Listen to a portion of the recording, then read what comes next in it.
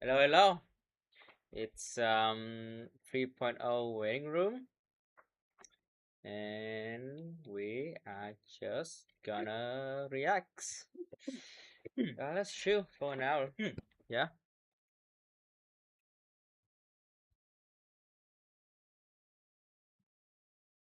Wait, let me check in room, and we are just gonna react. Let's chill for an hour. Yeah.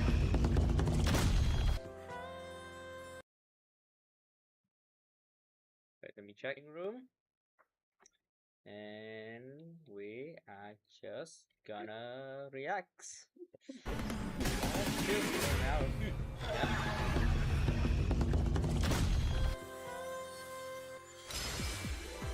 Okay, not like realistic. I did say most, not is. But undoubtedly within the scope of its own world. Wait.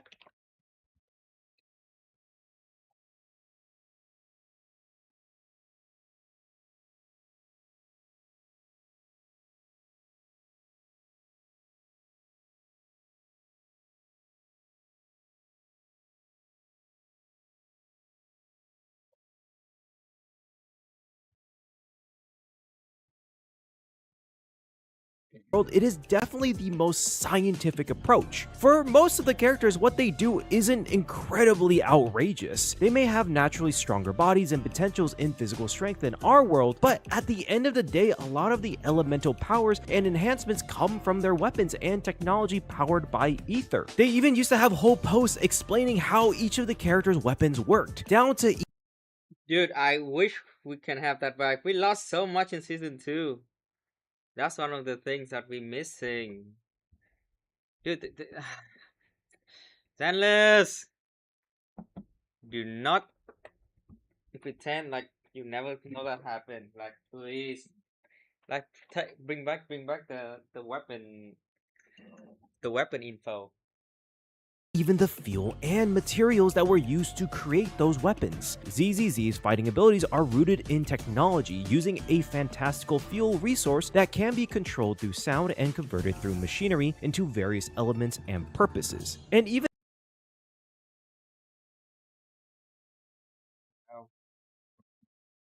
This is, I can see why they are complaining why it's not urban enough. and then, it's not like most of the characters are doing anything too fantastical, with one exception. Can you believe traditional Yo. modeling will finally be replaced by Trippo? The No, level I'm of not detail gonna far pay exceeds for- your imagination. The Void Hunters. They are the only individuals that have shown abilities that cannot be explained and are far beyond anything a highly skilled agent can do, to the degree They're just that insane. in which it's crossing into magic. So today I wanted to go over what exactly makes a Void Hunter so special. Go over the lore of the Void Hunters, cover the ones that we know, the importance of their weapons, and yes, it is very important, and what actually puts them on such a different level of power. And to help with that, this video is made in partnership with Zenless Zone Zero. Hey, During play this the 2.8 game. patch, we have the return of the bestest boy living out his dream, S-Rank Starlight Billy. Double the firepower, and with a Billy. motorcycle, he's ready to show the world the true meaning of being a Starlight Knight. Through Nicole's wallet. It's never been a better Thank time you, to play Nicole. ZZZ with Starlight Billy out, and Season 3 in Roskilde just around the corner. You can use my link below to check out the Zenless Zone Zero 2.8 update. My code we're here to waiting get for 60 Livestream polygons too. and some days. Thank you so much, ZZZ, for sponsoring code? this video. Now back to the theory. What exactly is ZZZ a Void 28 Hunter? hero. It's actually quite a bit different than a lot of Yo. elite characters in other games. It's not an indication of a higher being or acknowledgement from a god or even a rank given to a leader of the military. At its core, it's simply a title, awarded by the mayor of the city of New Eridu and previously Eridu. Now, this title obviously does Yep. come with some implications, that's the whole point of this video, but the truth is, purely by definition, it is just an awarded title. The equivalent would be like the Medal of Honor in the United States military and the equivalents around the world. The Void Hunter title is offered to anyone who has performed a great feat in protecting the city by repelling or suppressing a hollow, or, and this is key, creating or inventing revolutionary new technologies. Now, it's not really mentioned, but I would imagine that these discoveries and technologies would have to do with the hollow suppression or ether uses of some sort. Once receiving their title, they gain an epithet alongside of it. For example, Miyabi is Void Hunter Isin Muga, or One Mind, No Self, which is actually based in Zen Buddhism and a real samurai philosophy. And Ye Xingguang is known as Void Hunter Qingming Arbiter. The origins of the titles go back to the founding of the old capital Eridu. It was at this time the world was falling to the hollows and Eridu became the last bastion of humanity. During this critical moment in history, 7 individuals achieved great feats in suppressing the hollows, effectively saving the last of humanity's civilization. For their achieved great feats in suppressing the hollows, effectively saving the last of humanity's civilization. For their achievements, they received grand honors and were the first to be awarded the title of Void Hunter. To go over each of the first generation Void Hunters, we start with the Sword Master, the 3rd generation head of the Hoshimi family. Interestingly enough, it's never stated that she actually used Tailless. I gotta give credit to Nova Impact for pointing this out, but the sword of the Sword Master is actually not Tailless, but based on size alone is more like a Nodachi rather than a katana, which is what Tailless is. Now, honestly, this could just be a design choice to make the handle a little bit more noticeable in this epic shot, as it was stated by Tailless that Miyabi is the 2nd most arrogant person that they've ever met, with the Sword Master possibly being the 1st. But at the same time, the sheath that is used to protect Miyabi from the price was I remember correctly that I think her father was in the trailer that it says no handle on the sword. Am I right? There's no handle on the sword. Let me check. Let me recheck.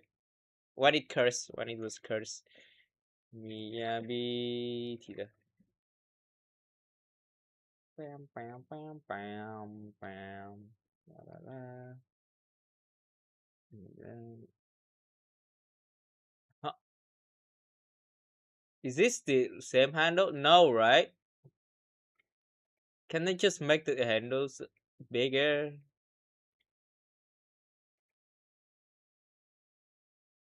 Right? It's different handle. Like they have to remake it to suppress Tailless. Her father made a scabbard different handle. See? Isn't made yet during Swordmaster's time, so wielding it probably would have been a last resort. And I would personally say it's actually referring to the 1st generation head of the Hoshimi family, the one that is confirmed to have used the sword and forged the sword itself, possibly even the one who sealed Tailless inside, so it may be that they're more arrogant in Tailless's eyes. Joyous is known to be the progenitor of Hollow Investigators and Proxies, at one point the leader of the Investigation Guild, which I assume became the Hollow Investigator division of Hand. His big achievement was navigating the Papago Hollow, or the Divine Maze, a hollow known to be extraordinarily difficult to navigate, with the only other person potentially being able to do so being Phaethon themselves. He was the first to leave a hollow using his own calculated path and developed the standard for exploration routing, creating the first carrot in the prototype Bang Boom made by Sunbringer, which is also the reason Golden Carrot Day is celebrated in New Eridu. He seems to be alive somehow, just kicking it in Papago Hollow. Feels like that's going to be important later in the story. Next, we have the leader of the Falcon Mercenary Troop, Colonel Vike, and Lieutenant Colonel Remiel Dan. I'm combining all of them because they work together on their achievement, which by no means lessens the value of what they did, because I legitimately think this is the most insane achievement in terms of physical prowess, pushing back the Dark Wall by 37 kilometers. Listen, Miyabi 1v1 a hollow itself, so you know. Which for us Americans is 22 miles. Now, to put that into perspective, the Dark Wall is essentially a giant hollow or hollows put together that surround Eridu. From what we understand, that's just the rest of the world. If Eridu and its surrounding areas is about the size of a state or maybe a small nation, the Dark Wall is the rest of the Earth. More like a little bit bigger than a city. A big city, a city Remember, nonetheless. hollows only reduce in size when a significant amount of ethereals and or a very large and powerful one has been killed. While we don't have the exact numbers, Miyabi suppressing the Argos hollow definitely did not reach 37 kilometers. At max, maybe 10. But she did 1v1 it. Ah. So in order to push back the Dark Wall 37 kilometers, those three had to probably kill a nation's worth of ethereals, or the biggest one we have ever seen exist, or both, honestly. Because the more you think about it, the more insane it is. Now, we did meet Remiel Dan, but we don't know if Vike or the leader of the Falcon Mercenary Troop is alive. But based off the current record of living first-generation Void Hunters, there's probably a good chance. I'll talk a little bit more about Remiel in the later parts of this video, so let's move on to Professor Archie, who received the title for discovering the common characteristics of Hollows, and created Helios Academy, which holds the copyright to the Hollow Deep Dive system. He disappeared one day, as apparently most first-generation Void Hunters just do, but for him, he just went into Hollow Zero to find the truth, and never really came out. He's probably going to be very important in the future story due to the Slimming. Look at him, he's villain coded. He's literally the final boss coded. Tied to Helios Academy, but as of right now, that's all we really know of him. Now, finally to Sunbringer, because honestly, she's Sunbringer. accomplished so much, I had to actually put her last due to pacing reasons. The main At this point, I think she's like 3 bamboos merged into one person, like 3 bamboo in a cult. two that is implied for the reasoning for her receiving the title of Void Hunter was destroying the Hive Lord Hollow in the sky and the invention of the Bamboo. Even before that, she is the creator of the floating city of Roskalifer, the CEO of the Marcel Group, which creates and manages all things Bamboo in New Eridu, and the one who taught people how to mine and use porcelain, and also taught people about hollows before Eridu. I do want to give credit to another creator, Comfy Blue, as I watched his Sunbringer breakdown while working on the script of this video. And he brings up a very good point that in order for there to be a hollow in the sky, that means that there has to be organic matter and technology in the sky. And I highly doubt there's enough birds just flying into hollows to make it happen. Now, there is a very interesting aspect to Sunbringer, which is that in order to have all this information about porcelain and hollow pre-Eridu, she has to have lived prior to the fall of humanity. And with how old she is, it's likely that she's an intelligent construct, or partially so. And maybe Pretty on point.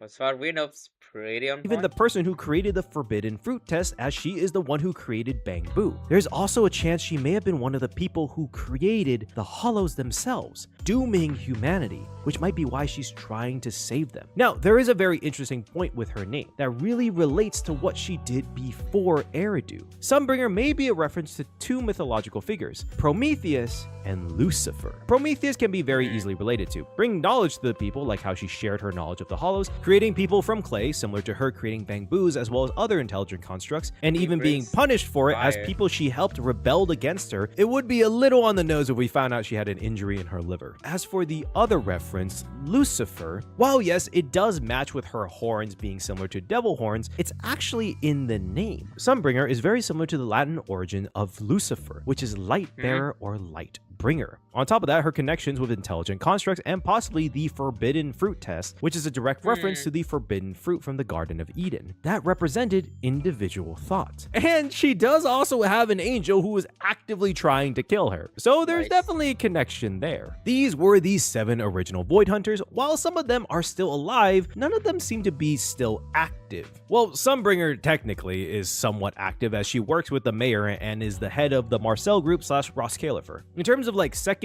or third generation Void Hunters, if they're even called that, we just don't currently know anything about them, as the 2 active Void Hunters we do know are Miyabi and Ye Guang, who both ironically are the 2 youngest, Miyabi being the youngest to ever receive the title. So there's like a 100-year gap of Void Hunters we So Ye Guang is older than Miyabi? Or she got beaten by Ye Guang? I would like to think that Ye Guang is... I think she got overtaken by Ye Guang.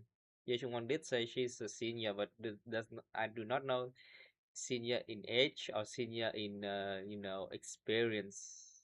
they just don't know anything about. And based off the teaser for season 3, probably won't be covered until maybe season Secret. 4. Now that we've covered the actual definition and the origins of the Void Hunters, let's start going over what their actual role is in New Eridu. There does seem to be specific like missions humanity. and assignments Yeah. given by the mayor and the city administration to the Void Hunters, as we see from Ye Guang after she received the title. But what's interesting is there's no implication of them having to be part of the military, or the defense force, or even public security. They can be, like Miyabi, who is the head of Section 6 of Han, but Ye Guang is still under Yunquei Summit, a private organization not affiliated with the government. They help the government, but not under it. Whether or not they are part of the city government, they start taking the more difficult and dangerous missions around New Eridu and the Hollows, such as Miyabi at times being stationed around Hollow Zero and keeping back Nineveh. It's also been mentioned that anything that has to do with the Dark Wall must be reported to the Void Hunters before taking action. So it does seem like it's their responsibility to ensure the Dark Wall doesn't grow, and may even need to push it back every so often. It may actually be a tradition passed down since the first generation. Now, the part of the Void Hunter title that interests me the most is not the repelling or suppressing of Hollows, as it's easy to understand a strong individual doing a heroic feat. It's actually the second part. I just realized one thing. In the first chapter, we killed the dead and butcher. We shrink down the hollow with just the cunning hairs and some lightning. These void hunters could clear the whole goddamn in a few years. Why didn't they do it? Think about that.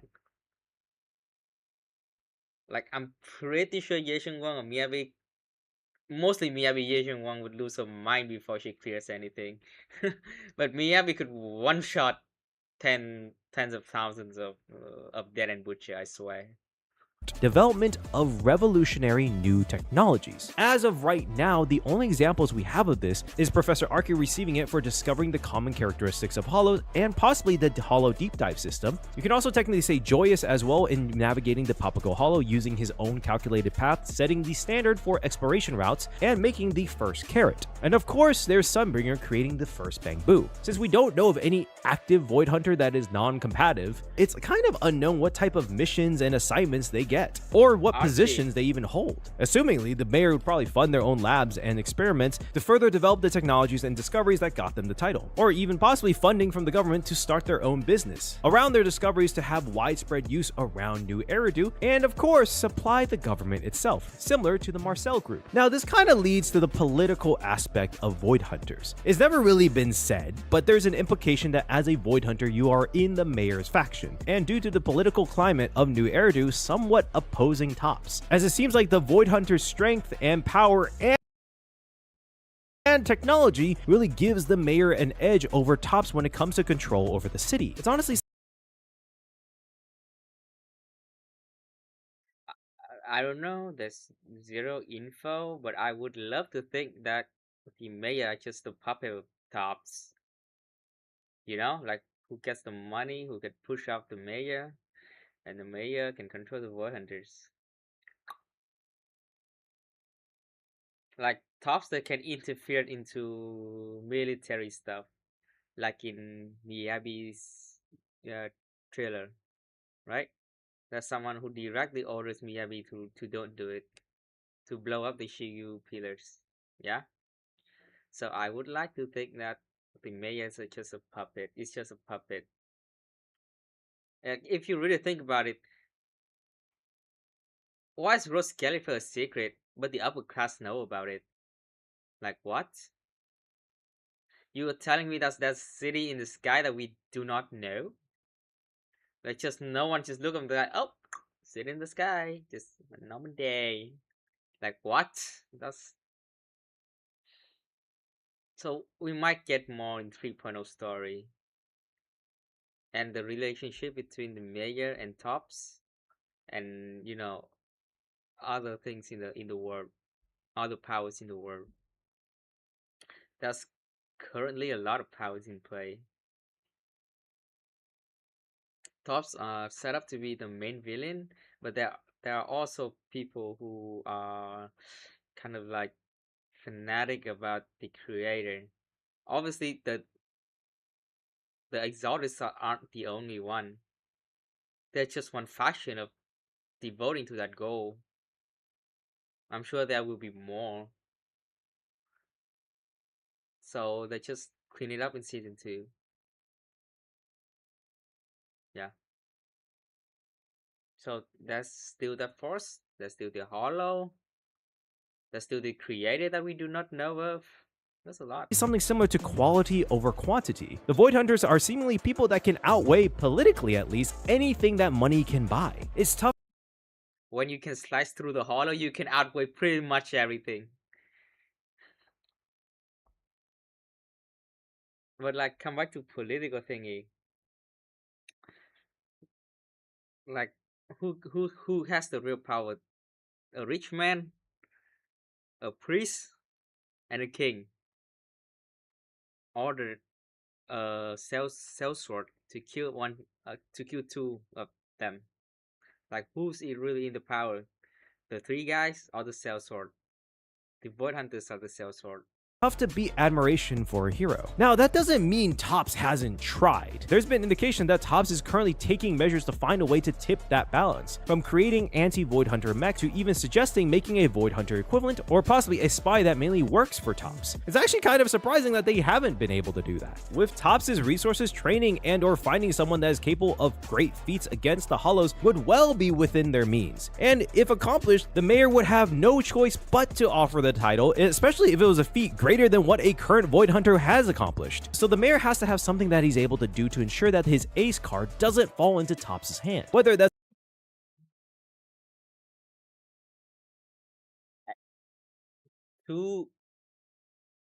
Actually, 3 of the Void Hunter weapons are owned by the factions. Thaumiel is in the casket, and the 2 is in Yunkwei Summit and the Hoshimi family. No one can take that.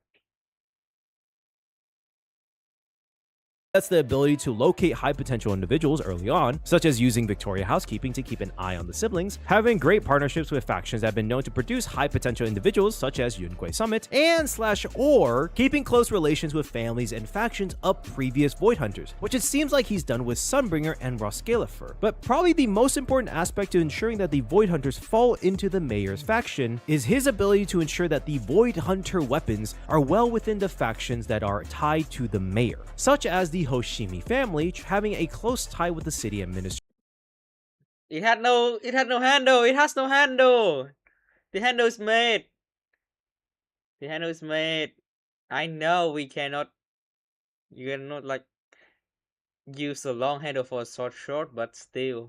While also being the ones to watch over Tailless. Which does brings us to the oh so mysterious Void Hunter weapons. A recent hot topic, especially in the Season 2 patches. To be honest, not really the angle I would have expected Zenless Zone Zero to take, but it actually makes a lot of sense. As I mentioned in the beginning of this video, characters' abilities come from their weapons and W engines. So it does work that these supernatural powers of Void Hunters may also come from their weapons. Now that's not to say anything about how skilled the Void Hunters are without their weapons, because for the most part, Miyabi and Yeshun Guang don't really use their Void Hunter weapons unless absolutely necessary, due to the fact that there is a price for using them. For Tailless, it's the corruption of the user making them go into a homicidal frenzy, and for the Qingming Sword, it's memory and sensory loss until death. I tried to find some sort of like common theme between all of the prices for Void Hunter weapons, but it is a little tough when we only really have 2 to go by, so it's unknown whether some things are similar or just coincidence. We do know of Thaumiel, Ramiel Dan's Void Hunter weapon, but the price is unclear yet, as it did turn the MC into an ethereal, but that might actually be more along the lines of their origins rather than Thaumiel. There does seem to be some sort of loss of self in one way or another, as Tailless forces the user to lose themselves into bloodlust, and the Qingming Sword very literally causes the user to lose their memory of who they are. Thaumiel may also face a similar price, as the origins of the word go back to Jewish mysticism, representing the dark counterpart to the divine, very literally interpreted as the twins of God, which may explain Ramiel's change when she activated Thaumiel. As of right now, the only thing I could think of is that the Void Hunter weapons may represent the 7 deadly sins.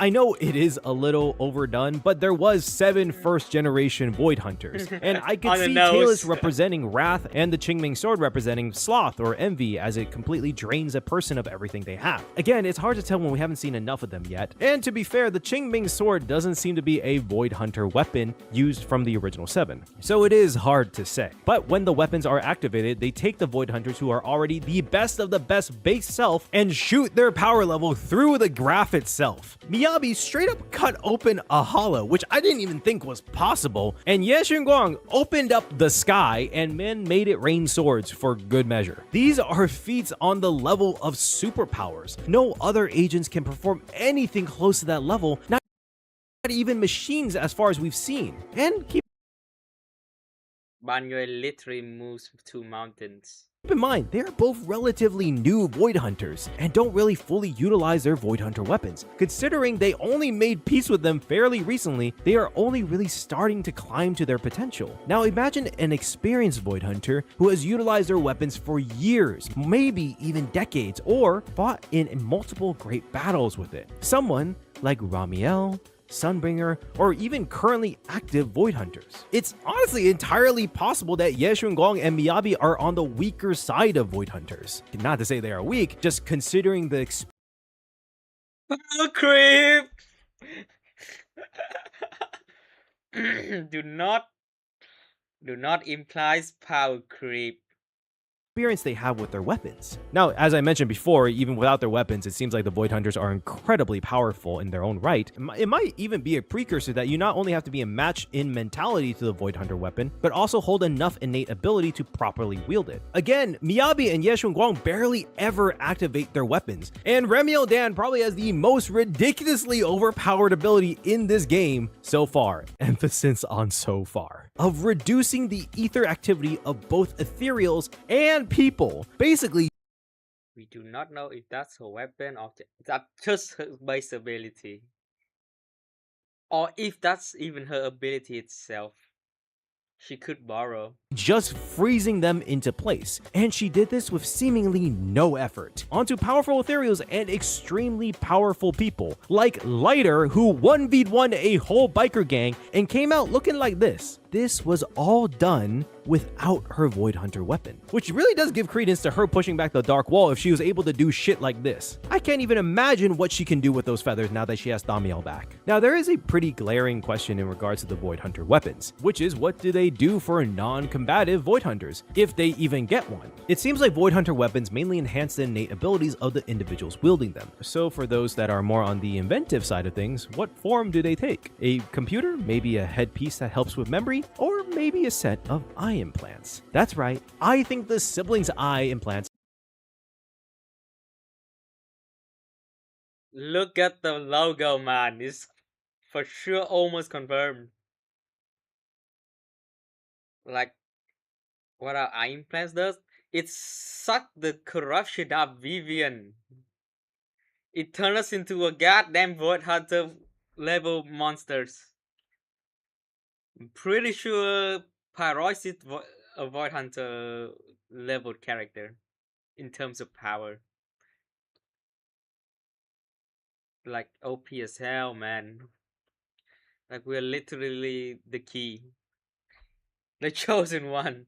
Yeah. Are Void Hunter weapons. Not really a crazy thought, as the eye implants glow with the Void Hunter symbol whenever it's activated, but I specifically think their eye implants were originally Professor Arky's, the founder of Helios Academy. Now, the reason I say this is because Professor Arky should have had a Void Hunter weapon too, but from what we know of him, he gained his title through academic means and through discovery rather than combat. So a Void Hunter weapon that helps with the eyes make a lot more sense for him. There's also the connection of him being the founder of Helios Academy and Phaethon being the son of the sun god Helios in Greek mythology, and the story of Helios letting Phaethon take the solar chariot. So in a sense, there is an aspect of inheritance. It was also specifically mentioned Arky and the Helios Research Institute held the copyright to the Hollow Deep Dive system, which connects with their Void Hunter symboled eyes. I'm pretty sure they can crack that copyright easily.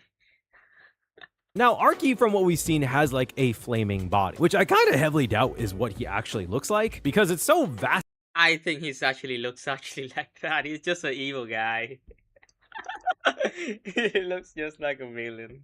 different from everyone else. So it's possible that he had a head and eyes before. Or what might be possible is that his Void Hunter weapon was something else, and Carol Arna made the eye implants and moved Arky's ethereal spirit inside of his original Void Hunter weapon into their implants. Which actually kind of transitioned to the final part of this video. What exactly are the Void Hunter weapons? From what we I wonder if each of the 7 Void Hunters, their OG weapons are the same as now, or what? know of Talus and the Qingming Sword, there is some sort of powerful etheric creature or Building? power residing inside of them. In Talus's case, it even speaks to the user actively trying to corrupt them. It was stated during the 2.5 boss fight against the Messenger that the Qingming Sword and the creator share the same origin, which is why it can absorb the Qingming Sword's power, but also the creator's power can help lift the negative effects of the sword as well. And from the 3-pronged pack trailer, it was implied that the Void Hunter weapons hold the authority of the creator that was stolen. This would explain why there's such an emphasis on the Void Hunter weapons specifically. Void Hunters are like the successful sacrifice, I think. I think that they're trying to make a lot of that, like manufacturing sacrifices. As split pieces of the creator are like the closest things to essentially relics that hold the residual power of a god. Now, while the creator is seen as a god, it's not really confirmed whether or not it is actually one, though that's more like a philosophical question, really. They are undoubtedly extraordinarily powerful, even without their authorities. Humanity was already fighting fire with fire when they started mining ether and making weapons from the ether ores. So it's not a crazy progression to consider utilizing the power of a greater etheric being to fight against it. And this would explain why only specific people I think that it's just the outcome thingy, you know? Like if you're successful, you get Void Hunters, you get Pyroids. If not, you get Bringer. You get Yeshi Yuan. You get are Sarah. able to use it, as they have to be a match for that aspect of the creator. This may actually be the reason why Yi Xuan is a Void Hunter level agent and not a Void Hunter herself, because she was not compatible with the Qingming Sword, but was beyond the standard level of someone who should be able to wield it. It's actually implied that the term Void Hunter weapons actually predate Void Hunters themselves, possibly even a term given prior to the actual fall of humanity, which know may about sound that. a little odd, but it could have been a classification of weaponry prior to Eridu. So it was the fact that these powerful weapons were only used by certain extremely skilled individuals that inspired the title of Void Hunter for those who were able to wield those weapons. And as mentioned before, Talus was forged 2 generations before Swordmaster, the first generation Void Hunter to even receive that title, which also means whoever split the creator's authority did so way before the founding of Eridu, possibly before the fall of humanity. Now, the Qingming Sword was originally found as a bizarre object in Lenmin Hollow, and was later forged into a sword, which is oddly similar to how Talus was forged, a mysterious material that is extremely dangerous found by a master of their craft and then made into a weapon? It's a little on the nose, isn't it? Which is why I don't think they were randomly found. I think there were directions given to the leaders of powerful factions and families at the time to find the remnants of the authority of the creator and deliberately make them into weapons that could be used against the Hollows. And I believe the person who gave those directions, and maybe even had a hand in splitting the creator's authority, was Sunbringer. As mentioned Why not the creator himself? before, due to her long life and extensive knowledge, she may have had a hand in the creation of the Hollows, and as such probably knows who is or what is the creator. Once those authorities were found and reforged into weaponry, they were stored and passed down through factions and families until humanity's greatest time of need, the founding of Eridu. The last bastion of civilization needed to be secured, and as such 7 individuals, including Sun, needed to be secured. It's not that big, no? It's like an island. It's like a pretty big island. And as such, 7 individuals, including Sunbringer herself, who were compatible with the Void Hunter weapons, stepped up and saved humanity, taking on the title inspired by the weapons they wielded, Void Hunters. And that's the theory for today. One more thing I want to add about the compatibility. You know what happens when 2 waves, light waves or sound waves, work the same? They have the same wavelength.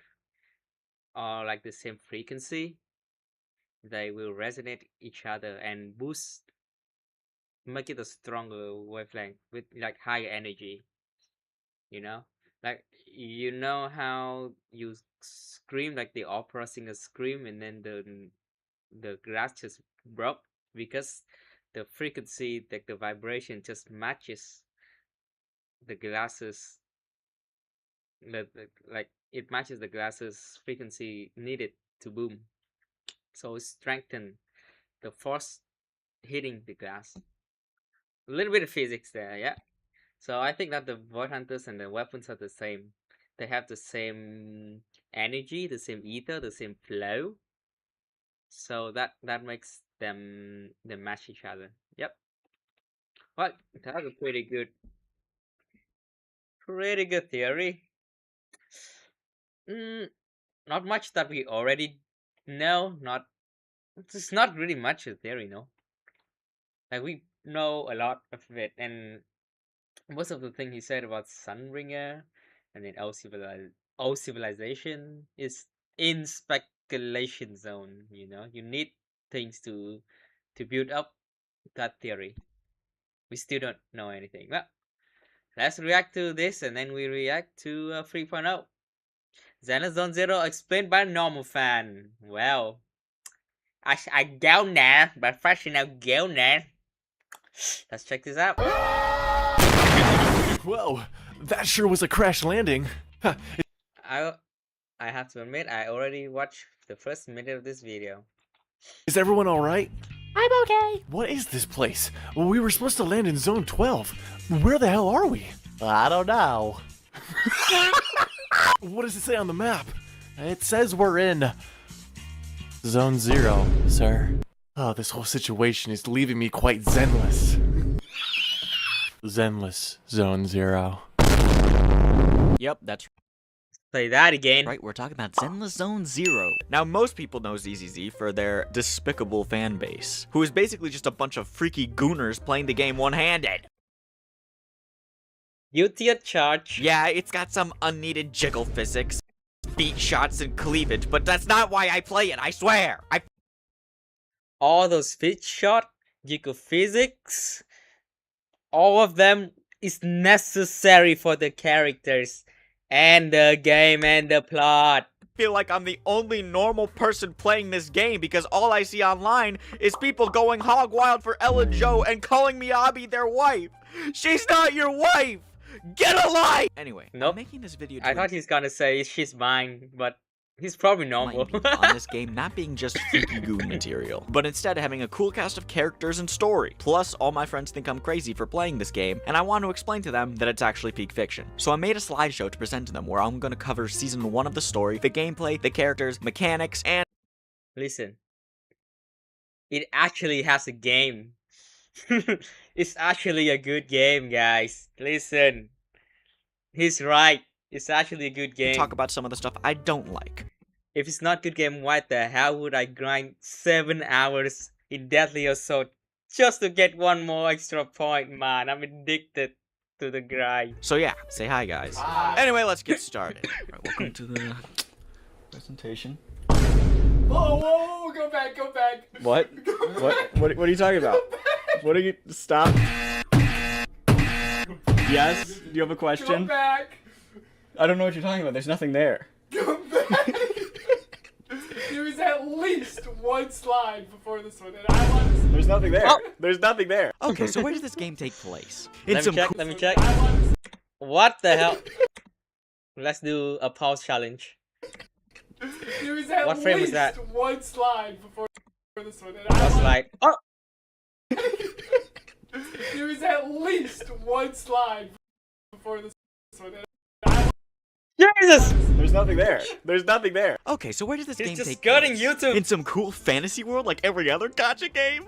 No, in a cool sci-fi city called New Eridu. It's like a futuristic society, but it adopts like retro aesthetics for some reason. Like they have these crazy robots and stuff, but for some reason they don't know what digital content is because they still use VHS. They have the internet, but Blockbuster's still alive and thriving in 6th Street. San Francisco. I recognize that tower. No, you That's the Eiffel Tower. Oh, that's Paris. I recognize that tower. Dude. Yeah. But that's not important right now. What is important is that you know what hollows are. They're these weird dimension bubbles that kind of just showed up a long time ago, and now are just a regular thing that people have to deal with. They look like those force fields from Lego Star Wars Clone Wars, but black. And evil. You see, if you go inside one of these things, it's insanely hard to find your way back out, since it kind of turns the land that it covers up into a weird dimension of its own, where the land is constantly shifting, so the whole place is like an impossible maze. And if that wasn't bad enough, if you're in there for too long, you could get infected with ether and turn into something called an ethereal. Ethereals are these weird crystal monsters that are only inside of the hollows. They're basically mindless zombie guys, but there's like different levels to them, like some Left 4 Dead stuff. We got like low-end monsters, but then we got like super high-end, like impossible to beat monsters. It all kind of depends on the person who gets infected and turns into the monster. Like if you had a low power level of like 10, get out of my way, there's no point fighting you. But if someone like Krillin is actually strong, the strongest human being on Earth. In the Goku world. Goku turned into an ethereal, we're cooked. So obviously people don't usually go into hollows, but there's a way to get around all that stuff. There's this thing called ether aptitude, so if you have a higher ether aptitude, you're able to stay in a hollow for much longer than someone with a lower one. There's also like special ether resistant clothing that allows you to stay in it for longer as well, but it's the ether aptitude that we care about more. And with that taken into account, now we have these people called hollow raiders. That looks like the dirty bubble from SpongeBob. People who raid hollows for materials and steal stuff that was left behind in the city, and also use hollows to just run away from the police. You see, after hollows showed up a long time ago, people realized that the ether crystals They also farm materials that form inside of the hollows can be used to create energy. So obviously, everyone wants a piece of the fortune. So mostly people go inside for the ether crystals. But the government doesn't like that unless you have a license. So you'll be shot on sight! But Merrick, I thought that it was impossible to find your way around inside of a hollow because, you know, it's like a maze. Right you are, my friend. That's why there's something called a proxy. So legally, no one's allowed to go inside of a hollow and investigate, except for PubSec He cut the best part! and hollow investigation teams. And the only way that they get around is using something called carrot data, or navigation data. They just call it carrot for some reason because they think they're cute. They think they're funny. Basically, carrot data is like a Garmin GPS map, and a proxy is the person that can read that data and traverse people through the hollows. But proxy is more of a term for people who do it illegally by assisting hollow raiders. So proxies are bad guys. Or are they? That leads us to the main characters, Belle and Wise. Why'd they make Wise Auraform and then made Belle like freaky as hell? I don't know. That rat tyrant girl sure has that riz. So this is Belle and have Wise, that two riz. siblings that work together as proxies under the codename Faithin. What? The main characters are bad guy proxies? Yeah, I don't really know the reason why we decided to make the main characters quote-unquote bad guys in the eyes of They're the not government, bad but let's just guy. say they do stuff outside of the law. Think of it like One just Piece. outside The Straw of Hats are seen as Yeah. villains by the government and by the world, but in reality, they're really nice people, doing wrong things for the right reason, or something like that. I'm only on episode 700. But anyways, after you boot up Zenless Zone Zero and get past the intro, you have the choice of picking Wise or Belle as the character you play as. That's only one option. One correct option, and that is Belle. I die on that hill. Which, you know, is common in most gacha games. You have a male version or a female version. But it's kind of cool that Zenless Zone Zero doesn't waste a completely different character model, since Belle and Wise are both important to the story. Like if you play Wuthering Waves and pick the male character for the MC, you will never see the female version ever again. The people that modeled that character are crying, tears of blood. But anyways, let's pivot a little bit and talk about the gameplay. You see, I like fighting games. Stuff where you can hit Two of the things in the middle talks a lot about you, buddy. combos, gutter stomp a baby, fun stuff like that. Some of my favorite games are stuff like Devil May Cry, Batman Arkham Asylum, Nier Automata, or Automata, I don't frickin' but you know, hack and slash type games, where you play a character in a third person view and beat the crap out of someone. Well, Zenless Zone Zero is kind of like that, and that's probably one of the reasons I really like it. The fighting is fairly standard for hack and slash type games. Different button combinations create different attacks, and once you fight enough enemies and accumulate around 3,000 decibel rating points, you'll be able to pop an ult, where each character you play as has a cool, fancy animation. Some of them worse than others, but yeah. What do you mean? Those are the best one.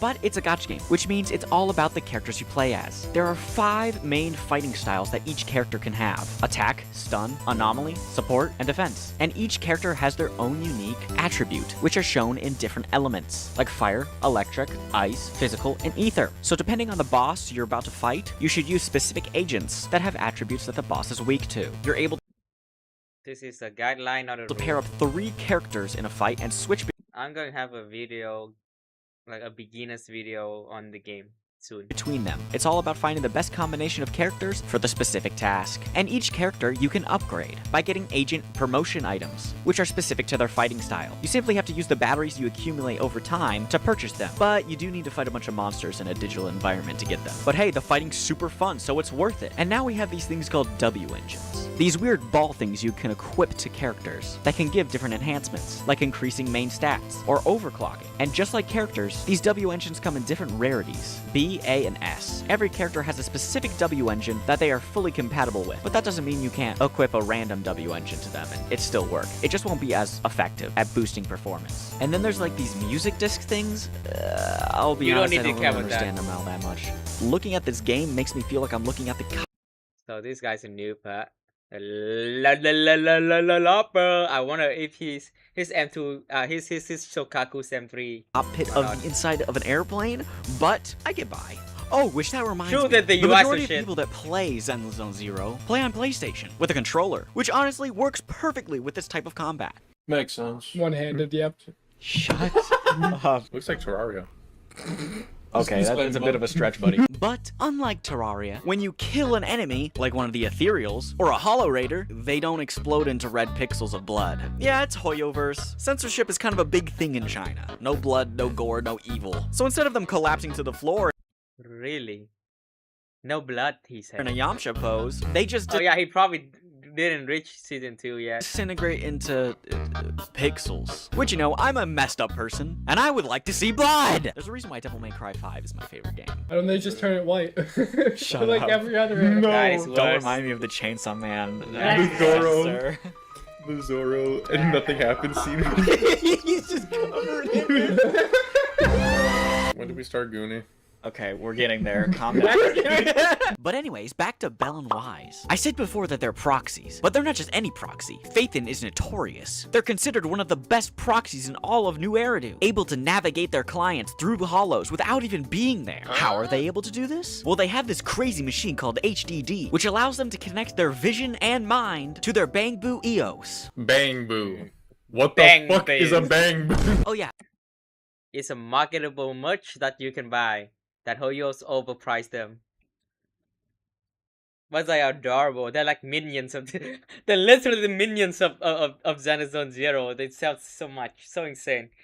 And the design is designed to be cute. Bangbus are like these little robot bunny guys that are shaped like eggs, because in the world of Zenless Zone Zero, there's just robots for some reason. These guys are completely sentient and are basically just pets, assistants, a Roomba, I don't know. Basically every character in the game has one. And you can also equip them during combat. They're more like the marketable plushies of the game. There's definitely a lot of merch of them, but that's not important. The point is, Bell and Wise are able to control EOS from the comfort of their home while he's inside of a hollow, so they can help navigate their clients. I mean, they don't want I swear the Bangbu is like the second best thing that Hoyo make for Zenless Zone Zero. For marketing. Like this shit is super easy to market, man. It's so marketable. Holy. go inside the hollow, they would get infected with ether. But yeah, they got some weird Tesla chips in their heads. Makes their eyes blue, gives them aura, makes them look like the Saiyans. I don't know. Is he in the game? He is. No, not him. Yeah, bro. he was on the banner last month. I tried to pull for him, bro. Oh, okay. Damn, I didn't. It's not that damn funny.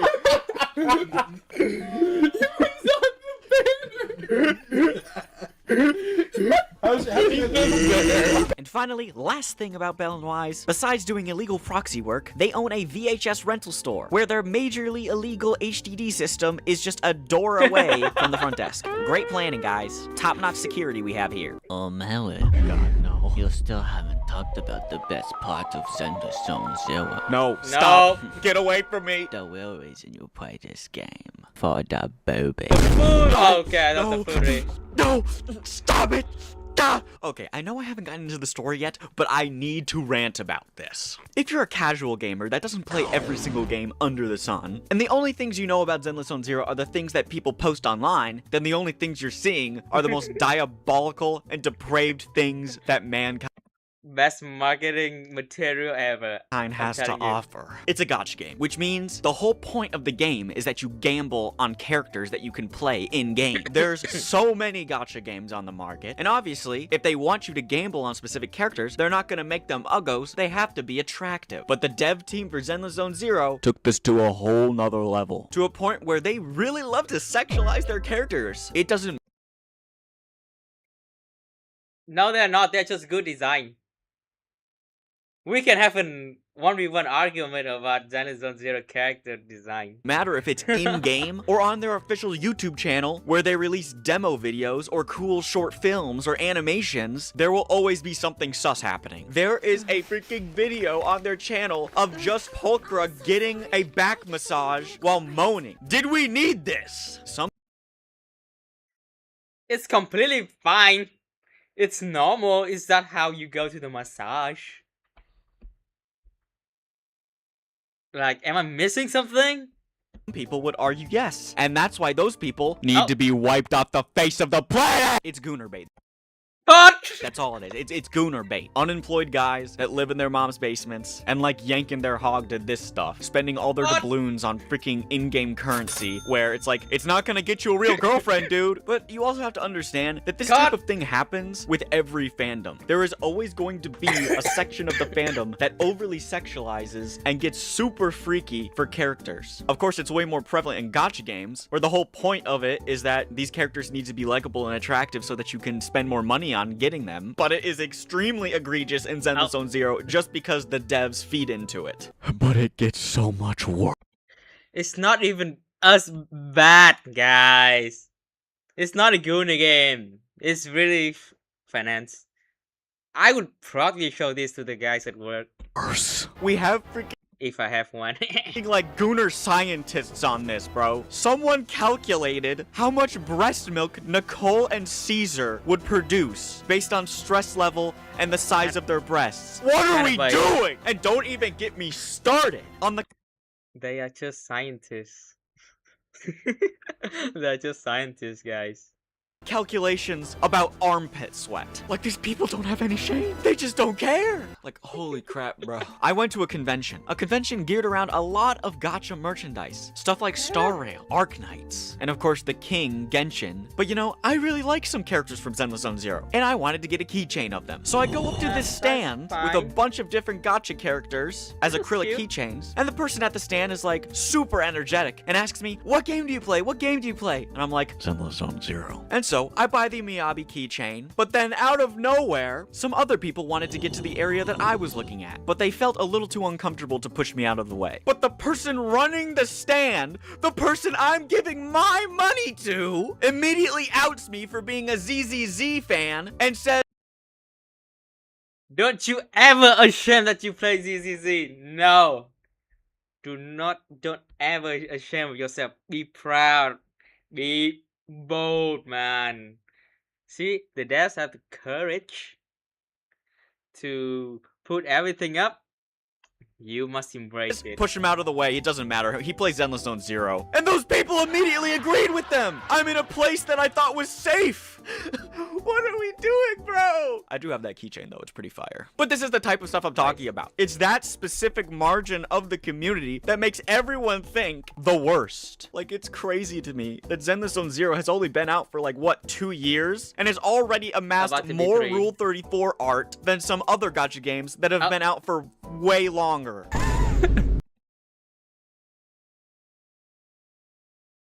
It does include AI. Nah. This statistic is biased because Zenless is a newer game and AI is new. Okay, so they use AI a lot. This, like, delete the AI and we see how much real effort people put into it. It's AI, guys. It's AI. It's always Chain. Wise is second. Wise is second. Because he works with the agents. Well, I guess maybe Wise does make sense since he's Big Daddy. Oh, these are all the NPCs at the bottom. The dog has higher than a person. The dog. Oh my god. These people are monsters. They're on a different level. I just can't do this anymore. Okay. Okay, I think I'm ready to continue now. Okay, so now onto the story. We have... We didn't even get to the story. We already started talking about Goonies. What are we talking about here? Alright, I'm gonna speedrun the story a little bit, while focusing on characters. But That's one main thing nothing. that you need to It know doesn't about when it matter. comes to the lore is what Hollow Zero is. It's the biggest hollow in the entire city, and caused a ton of chaos in the past. You see, at some point the hollow expanded and enveloped a large part of the city, killing many people. That's not a super important thing to know about right now, but given that the name of the game is literally called Zenless Zone Zero, I just thought I'd make a point to mention it. But on with the story. We start off with the Cunning Hares, who are the first 3 characters that are playable in the game. They are a mercenary group specializing in high-risk hollow investigations. They're a silly, goofy, ragtag group of people that are constantly in debt. They're led by Nicole, who grew up as an orphan and is now obsessed with money. And by money, I mean Denny's, because we have a weird currency. She kind of gives off Nami It's just vibes. coin. Then we have Ambi, who's basically the face of the game and the first playable character. Her personality is very robotic. She wears military gear and likes burgers. Chicken burgers. Come on. Remove that. Playable character. Like, Her at least personality is use very robotic. M6 She wears Andy. military Come gear on. and likes Be burgers. safe. Chicken burgers. Be Then safe. we have Billy Kid. He's by far the best character out of this lineup because he feels like a much goofier Deadpool. And we have S. Billy. I don't! What is wrong with you? Professor, can we see your fanfictions? What's your People shit? do But dress what's like the deal with this these guys? IRL, How do they play a I role in the think. story? Well, you see, the Cunning Hares are regular clients. Never of walk out Belmont. of- But of currently, my house. Nicole has set up the Cunning Hares with a job, which is to steal this strongbox from this gang called the Red Fang Gang, who originally stole it from the White Star Institute, which is some big science-y research company, who just so happens to be the Cunning Hares' client, since they want their box back. But in the middle of their heist, they're caught and end up falling into a hollow with no carrot. Why would they care whether or not they have We have 2 more vegetables? minutes to the live Bro stream. is not paying attention. Yeah, so they're basically lost because without a carrot, there's no way of finding their way out. But luckily, Nicole did not fall into the hollow, so she rushes over to random place to ask the Phaethon siblings for help. Hello, Nicole. It'd be nice of you to knock next time. So Belle and Wise lock in, boot up the HDD, and send Eos into the hollow to find Billy and Amber. Hopefully they can find them before the Red Fang Gang does, or the police. Oh, by the way, I play as Wise in ZZZ, so instead of saying the Phaethons or Belle I'm gonna say it. Yep. Wrong proxy. This guy, wrong proxy. and Wise every single time I'm talking about I'm the main gonna put it character, out I'm just there, gonna say Wise. okay? So Wise finds Ambi and Billy, but on their way out of the hollow, they find the strongbox again and try to collect it for their client. But they are attacked by Silver, which is the Red Fang Gang's leader, who got corrupted by the ether and turned into an ethereal. So now the Cunning Hares have to fight him off. And while that's happening, Wise gets hacked. Bro was trying to download the skateboard cursor for his mouse and got hacked. He got a virus, bro. But yeah, he gets disconnected from the HDD because of some hacker called White Noise, who has beef with the Phaethon siblings, I guess. Belle and Wise are able to eject the hacker from their system, but their proxy account is erased. So that means all of their hollow data and carrots are also erased. So now And also the clientele too. I think that's a bigger loss than the hollow thingy. Like you lost your client, you cooked. all 3 of them are lost in the hollow with no way of escaping. On the bright side, the Cunning Hares were able to defeat Silver, but now their only way of escape is using whatever's in. Are we on yet? Oh, let's go! Yep. Just in time, boys. Oh, why trip the fuck out? Hello，小艾老师在这里做什么呢？在等空中巴士。那我们一起坐下来充个电。好。Yo。大家好，我是小歪，欢迎来到绝区零3.0 Why 版 drip 本前瞻 out, 特别节 man？目。大家好，我是策划小凡。很高兴能够坐在金碧辉煌的马桶上来给大家带来这次的前瞻。哎，这可是帮部们的专属充电桩呢。好吧，也是体验了一把帮部的日常生 Oh my 活。 God, they sit on the 那我们坐在这个 toilet. 站台是在等什么呢？哎，我们在等一辆空中巴士，能够带领大家游览全新主城那种。看来这就是我们面前的这辆了。我已经等不及要赶紧讲完前瞻。 Dude, the 坐上 set 去 so 了。 beautiful. 言归正传，在过往的旅途中，我们和各位神将一起 Probably I 从 cannot 日常街头的六分街 also in the livestream. 去到别有风情的魏飞地。现在我们即将前往远在天空的岛屿罗斯卡利法。小歪，在启 Not 程之 urban 前， enough. 你一定有很多想说的吧 Not？urban 我想 enough. 说，这一路走来有许多坎 Not 坷， urban 但幸运 enough. 的是，仍有各位神将与我们相伴。罗斯卡利法这座新主城，代表着我们不断尝试中的一些可能性，更承载着我们对绝区零世界更广阔的想象。 Zenless. 是的，接下来神将们将和我们一起走向故事更深的地方，一起踏入更广阔的天空之上。Some 在 people 绝区零 really 的故事 got 里， problems. 罗斯卡利法是支撑新爱丽都的基石，有着非常重要的意义。而它对制作组来说，某种程度上也是我们走向未来的又一个坚实地基。万丈高楼从地起嘛，这次既然到了天空这么高的地方，绳匠们也会有很多跟以往不一样的体验吧。当然，这次我们做了非常多全新的尝试。我们也想告诉大家的是，这里的每一寸新土地、每一个新设计、每一个新变化，它们所存在的理由，都是为了让绳匠们有更好的感受。我们为此做了很多的努力，希望绳匠们会喜欢罗斯凯利法。那么，绳匠一定好奇，罗斯凯利法到底是一个什么样的地方呢？ You had one job. 好像世界各地都在讨论这处新发现呢。Ready to ask the price.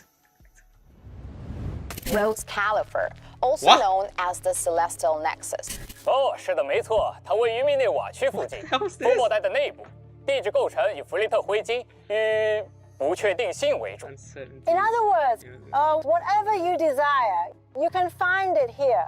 The first department is the Administrative Affairs Department, helmed by the Administrative Director Eldrada Sunbringer. That is to say, work and life.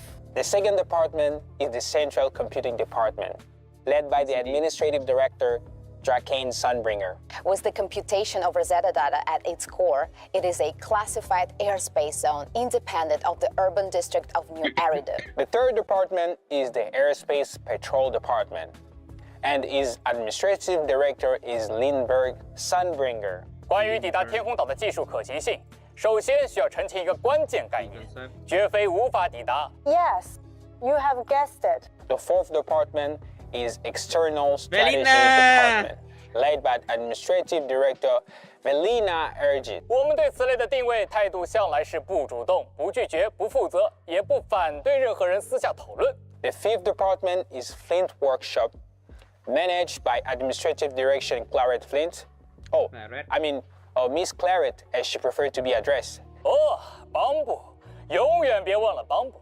关于他们的规模与地位，我们需要以审慎的态度进行陈述。In other words, it matters, but we would prefer that no unrelated personnel know why just yet. External. 哇，信息量好大，我还是需要消化一下。那不如让我们先来回顾一下神将的经历吧。在之前的故事里，我们得知拉米尔的真实身份竟然是初代虚手林米尔丹。绳匠们还见到了曾经属于他的虚兽武器塔乌米尔，不过意外也因此发生了。当神将触摸了虚兽武器后，隐藏在记忆深处的关于赫里厄斯的噩梦却被揭开了一角。那么绳匠在赫里厄斯到底经历了什么呢？故事将如何发展？暗潮将如何涌动？请看。Okay, sorry. Guardians of Rose Califer. For a long time, we remained hidden from the world. But isolation alone is no longer enough to withstand the Creator's threat. Oh. And because of that, Rose Califer must take a new step forward. Oh. Everyone, welcome to Rose Califer! That's... System online. Identity confirmed. Phaethon.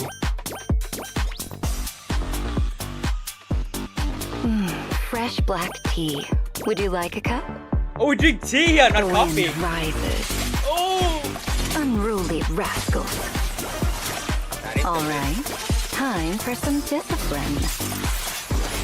The wind scatters the past, and you're next. Eos, you're gonna make lots of new friends here. Some little friends, and some big friends. That's normal, right? Normal voice. Lady Sunbringer. What? 3? Let's get to work, little ones. Bombardment! Normal! Fireworks show! I choose you! Stop it! Eureka! 3, 2, 1! Blow them all up! That's not a monkey though.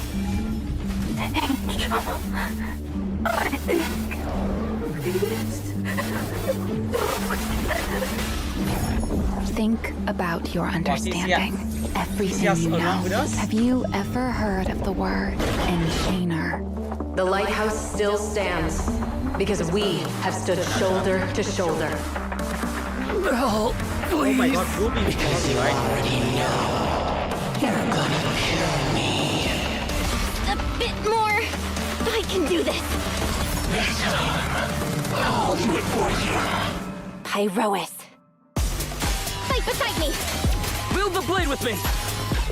Let's untie the reins. My flames will never die out. This is our destined end. Damsel in distress Bell.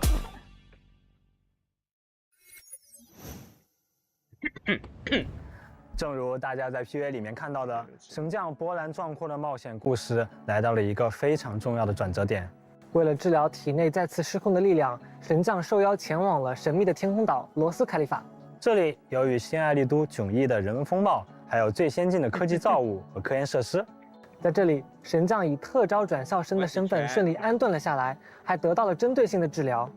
不过，这份力量到底能不能够被掌握，还仍然是一个未知数。而且神将的这份力量似乎还有独属于自己的形态和名字，佩洛伊斯，听起来就很不简单。那么佩洛伊斯源自哪里，又会把冒险引向何方？它的出现会给神将带来怎样的变化？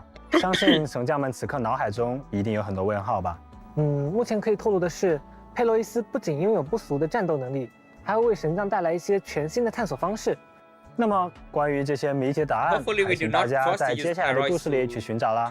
与此同时啊，神将在经历了大大小小的冒险后，身体的疲劳也不容忽视。在开启新的冒险之前，是时候找个舒适的住处安顿下来，养精蓄锐一番。那么最好是房间宽敞、房客友善、装修气派、房价还很良心的那种。这些要求不过都能满足你。维娜已经在名为琥珀馆的宿舍里为大家安排好了房间。神将、比利还有西西弗都有各自的房间。这么说，我们可以和代理人住在同一栋楼里了，听起来还挺有意思的嘛。好了，住处有了着落，接下来就可以放心出门去城市里逛逛啦。神将所处的地区名叫布雅斯特，坐落于罗斯凯利法最重要的主岛上。在这里，神将可以体验到十分独特的风土人情，比如说去公共会场旁观一大群邦部议员为了城市事务争得眼红耳赤。或者也可以去中央公园的巨型棋盘，看扮演棋子的帮部们博弈对抗。开设在某条小巷深处的焦点剧场也是个好去处，整个剧场从演员到观众全部都是帮部哦。这些嘛，确实是地面上的都市里绝对看不到的景象呢。帮部市民也有自己的工作、饮食、生活，他们的喜怒哀乐就是这座城市最大的活力。这里的大部分店铺同时向帮部和人类开放。并且会专门研发帮部也能够享用的食物，传承老手艺的松饼铺，充满爆炸惊喜的面包店，备有多种下午茶的茶室，每逛几步都能发现一种罗斯凯利法独特的美食。在吼吼饼铺，神将可以抽取每天的饼干盲盒，获取日常随机奖励。我们的咖啡大师听满先生也带着新饮品等待神将光顾。确实是熟悉温馨的生活，神将们日常任务也可以在这些地方完成啦。浩浩伴西西弗和比利还帮神将把录像摊也搬到了天上呢。哇，竟然也有这么贴心的举动！不止如此啊，这里遍布着可以互动的市民和物品，还有大量的特殊事件等待出发哦。有哪些呢？比如说看到许愿池你会想做什么？那当然是许愿了。还有就是扔硬币。意料之中的答案，在艾梅尔中央公园的许愿池，神将尝试扔出在吼吼饼铺获得的瓶盖吧。说不定会有好玩的事情发生哦。还有吗？还有吗？比如我们面前的这个空中巴士啊，别的不说，坐上去看风景，确实很有旅游宣传片的味道。这是宫中都市特有的交通道具。偷偷告诉大家，在凌晨时分召唤它的话，还会有惊喜路线哦。搞得神神秘秘的。那他会带大家前往什么地方呢？神将千万记得要去试一试哦。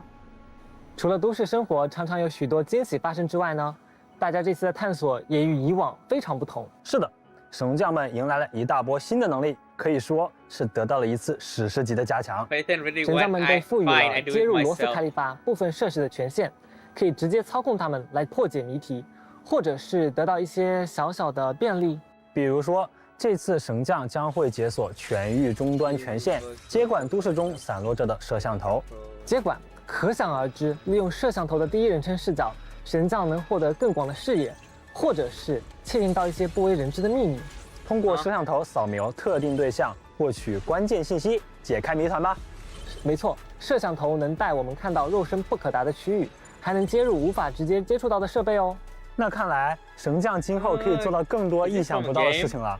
在 ES 的帮助下，神将还能接管无人机呢。接管成功后，神将就可以操作 ES 来移动它了。左右平移、上升下降全都不在话下。移动功能只是基础中的基础，最重要的是神将还能利用无人机交互，骇入一些特殊位置的物件来完成解谜。没错，我们的无人机搭载了充能和蓄能爆破2个技能。靠近可以充能的目标会有连线提示，靠近可以蓄能爆破破坏的目标也会有特殊的物件表现。神将们只要根据指引操作，就能释放无人机战斗力啦。并且有些特殊机关或者是物件，只有在无人机形态下是可见和可破坏的。神将们记得善用能力。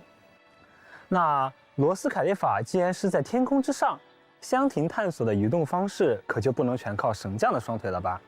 我懂你意思啊。比如说在斯卡莫空洞里，有些区域之间会隔着一定的距离，那如何前往呢？这就不得不提到特殊路线环空运轨的存在啦。在这里，神将利用佩洛伊斯施展的空间移动能力，可以在轨道上飞驰，快速移动到想要去的地方。哇，真的是非常酷炫的高速移动，不愧是被比利形容为比尼可开车还恐怖的体验。当然，如果不小心跑错路线，还可以操作佩洛伊斯迅速折返。不过在移动的过程中，偶尔也会有一些障碍物出现，遇到的时候可千万要小心啦。这种时候呢，就需要眼疾手快的操作佩洛伊斯换轨来躲避啦。考验神将临场反应的时候到了。不过如果没有反应过来该怎么办呢？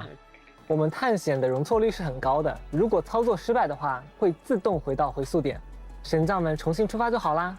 在空洞之外的能源区，空气中存在大量游离以太，会出现一些空间异象现象，那里的空间规律也会因此扭曲。我知道了，你说的是泄露起点。起点内空间性质和空洞类似，如果神将不小心在箱庭探索中遇到了泄露起点，可一定要小心喽。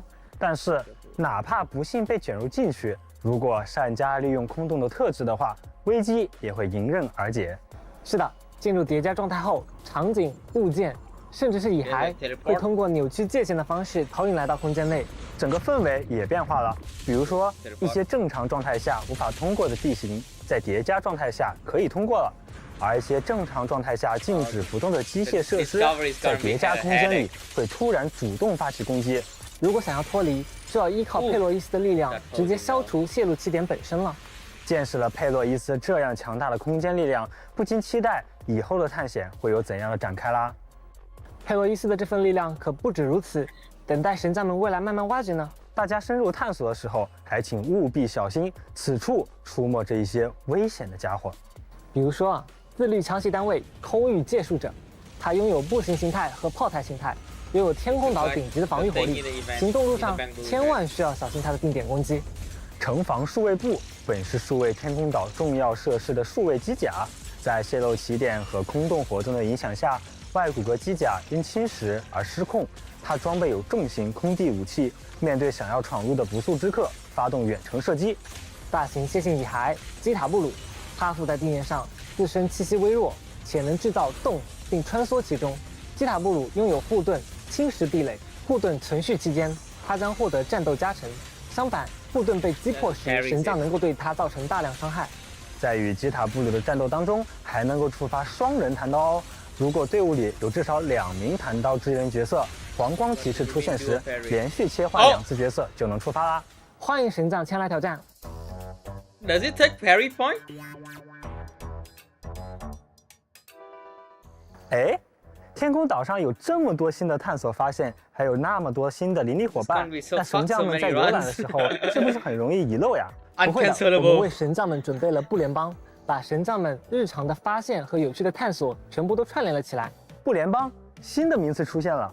是的，这是一个全新的收集系统，神将可以得到探索相关的指引和存档，比如刚刚讲到的这些互动解谜，或是完成一些区域探索，都有机会达成不联邦的收集任务。那么具体能收集到什么东西呢？比如说像素童话中的绘本残页，完成任务即可破译绘本。把这些绘本残页积攒起来，神将就能完整看到岛上流传着的各种奇闻异事啦。听说完整收集箱庭内的秘密区域内的绘本残页，还能得到关于夜晚巴士的神秘线索呢。还有新角色的信息档案也是可以收集的哦。随着主线、支线以及探索等进程，神将可以收集到各个角色的身份信息、阵营以及角色个人档案。这些信息都会在不联邦的特区档案里面存起来，供大家随时查阅、收集进度、总数量以及相应奖励也会显示在其中。遇到还未收集的档案，在详情中也会给出指引，神将们追踪前往即可解锁啦。另外，邦圈热点也不容错过，不管是时下最新的热点，还是岛上的日常消遣，在这里都可以找到哦。哇，完全是一份岛上文娱生活小百科嘛！我一定要看邦布戏剧和邦多会合唱团的路演，更多玩法和事件就等待大家在不联邦中一探究竟啦。该系统在 3.0 版本上线之后，收集任务也将会在后续版本中继续更新，并且这个巨大的邦布雕像会随着系统等级提升发生外形的变化哦，能够变得更加酷炫了。而且随着收集进度，会有菲林等丰厚奖励可以领取哦。不仅如此，我们还为神将准备了十分特别的重磅奖励。具体是什么呢？让我们暂且先保密。神将们继续看节目就会知道啦。为了让神将们不要错过这里的每一份独特人文风貌，我们还准备了一份特别的观览指南。在天书情报图册中，神将们跟随引导前去一探究竟吧。完成任务还能领取菲林等奖励哦。之前也有提到，罗斯凯里法的邦布居民占据全岛的大部分，是很重要的存在。但邦布们似乎也有自己的困扰。我从这些帮部们口中得知罗斯凯里法似乎有一位天使正在暗中帮助他们解决很多问题。到底是真正的帮助，还是利用帮部们达成自己的目的？这就不好说了。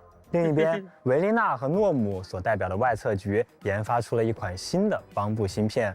不幸的是，这款芯片很快被质疑与最近频繁发生的帮部自毁事故所淹没。这可真是不得了的指控，不只是帮部居民，连罗斯凯里法的高层似乎也被这件事情惊动了。与此同时，罗斯凯里法的空洞能源区也出现了诡异的波动。在调查过程中呢，我们遭遇了奇怪的蚁骸，雷米埃尔的身影也再度浮现。听起来有很多新的危机啊！不过神将们不用担心，会有代理人相伴，比如把我们引导到罗斯凯里法的2位新朋友维琳娜和诺姆。没错，维琳娜是外测局的总务官，主要负责新爱丽都和罗斯凯里法的往来协作事宜。他做事干练，条理清晰，控场能力一流。平时看起来挺温和，但真要认真起来，也有极具威慑力的一面。据说维琳娜还承担了帮部们的管理和善后处理工作，如同帮部们最严厉的妈妈。妈妈好像不少帮部在听到维琳娜的名字的时候都会瑟瑟发抖呢。另一位则是外测局首席技术官诺姆。别看他看着个子矮，他可是帮部技术领域的泰斗级人物，也是马塞尔集团技术中枢的核心技术人员。和维琳娜不同，诺姆对待帮部们的态度就亲切多啦。诺姆好像总能和帮部们打成一片，顺便再忽悠一群帮部来参加自己的实验项目。真是厉害啊！那除了这2位，神将们应该还有一位在意了很久很久的代理人吧？我知道了，你说的是雷米埃尔。没错，在接下来的故事里，雷米埃尔也会和我们在罗斯凯里法相遇，到底是巧合还是精心设计的偶然，就交给神将们自己判断了。他果然还是一如既往的难以捉摸啊！不过听说他在罗斯凯里法好像有点不受欢迎，甚至是被通缉了。看来这位初代虚兽背后藏着的秘密可不少啊！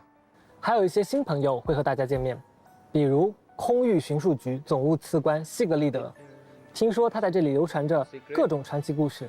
还有大家都非常期待的罗斯凯里法的领袖晚舟女士。等等，刚刚的电视节目里好像提到了3位拥有不同名字的晚舟，神将们一定好奇他们之间到底是什么关系吧？怎么说呢？关于晚舟女士，好像出现了一些意外之外的情况呀。神将们不要错过接下来的故事哦！还没来得及赶上进度的神将，可以通过超前点映功能直接跳到3.0主线章节哦。当然了，如果大家想回去体验跳过的主线章节，也是可以随时回去的。此外，维琳娜和诺姆的几支角色短片也将在后续公开，会有怎样的展开呢？精彩内容不要错过。我们稍事休息，精彩兑换码也不要错过哦。Spy Family, I have a Spy Family. Beyond the clouds. Here's the code. Put it in later. Beyond the cloud.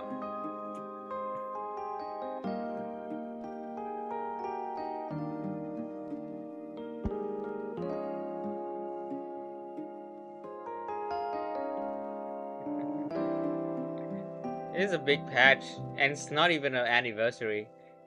I don't know if the anniversary is this big, or just because it's a new season, so it is big. We'll see.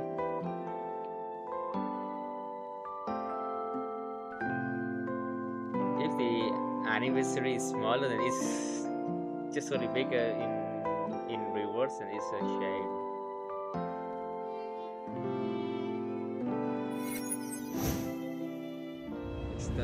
接下来是代理人战斗相关的情报，在 2.8 版本中，风属性环境已经登场，而在 3.0 版本，我们也迎来了首位风属性角色。没错，她就是维琳娜。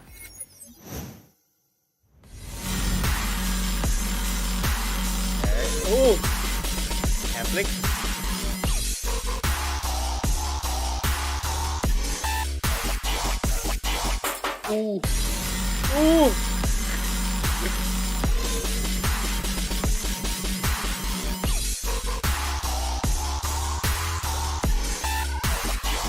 维琳娜总是保持着优雅的姿态，这一点即便在战场上也不例外。她的加入给战场带来了更多的变化。通过与各种异常代理人组队，维琳娜可以触发全新的异常效果，并且召唤风场来攻击，具有很强的对群能力。当异常值积满时，会触发风化效果，打断敌人的行动，并造成大量风属性伤害。这时，敌人受到的风属性直接伤害会得到提升。而如果敌人身上同时拥有风化和其他属性的异常状态，将不会触发紊乱，而是会触发乱流效果。没错，不管异常状态的先后顺序，乱流只会结算敌人身上除风化外的另外一种属性异常状态，并对周围造成该属性的范围伤害。输出的关键就在于如何利用好乱流了。而且当队伍中有2名异常或同属性角色时，维琳娜造成的风化和乱流伤害还会进一步提升。战斗中，维琳娜不论在前场还是在后台触发乱流时，都会召唤小气旋、微玉气旋，并积累1点风石。在满2点风石后，当她再次触发乱流，维琳娜就会召唤威力更强大的大气旋、广域气旋。此时，乱流的伤害倍率也会大幅提高。而且击杀敌人后，还能延长在场大气旋的持续时间。当气旋消散时，还会发生一次爆炸，对处于风化状态的敌人造成一次易放伤害。神咱们应该注意到了，气旋有着多种不同的颜色。是的，气旋的不同颜色意味着它被其他属性给复彩了。当处于风化状态的敌人首次收到了另一种属性的攻击，会触发对应属性的浸染效果，提高该属性与风属性的直接伤害。如果此时大气旋命中了被浸染的敌人，气旋就会被染上对应的属性，并造成相应的属性伤害，还能降低敌人对该属性和风属性的异常继续抗性。配合不同的属性产生不一样的效果，随着未来更多代理人的加入，维琳娜的潜力还会被进一步释放。实战中，维琳娜进入战场或释放强化特殊技时，都会获得风华。当风华足够时，长按普攻或特殊技，维琳娜将召唤大气旋，持续攻击敌人，并触发队友的快速支援，配合队友为气旋染上不同的属性。那么释放终结技的时候呢，维琳娜会挥舞巨扇，以凌厉又不失优雅的一击，将不受欢迎的敌人赶出她的茶会。战场如茶会，一切尽在她的掌握之中。不知道下一位收到茶会邀请的又会是谁呢？接下来出场的是 S 级火属性击破代理人诺姆。诺姆。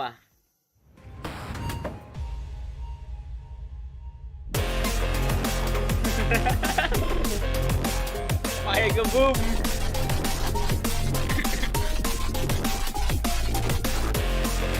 诺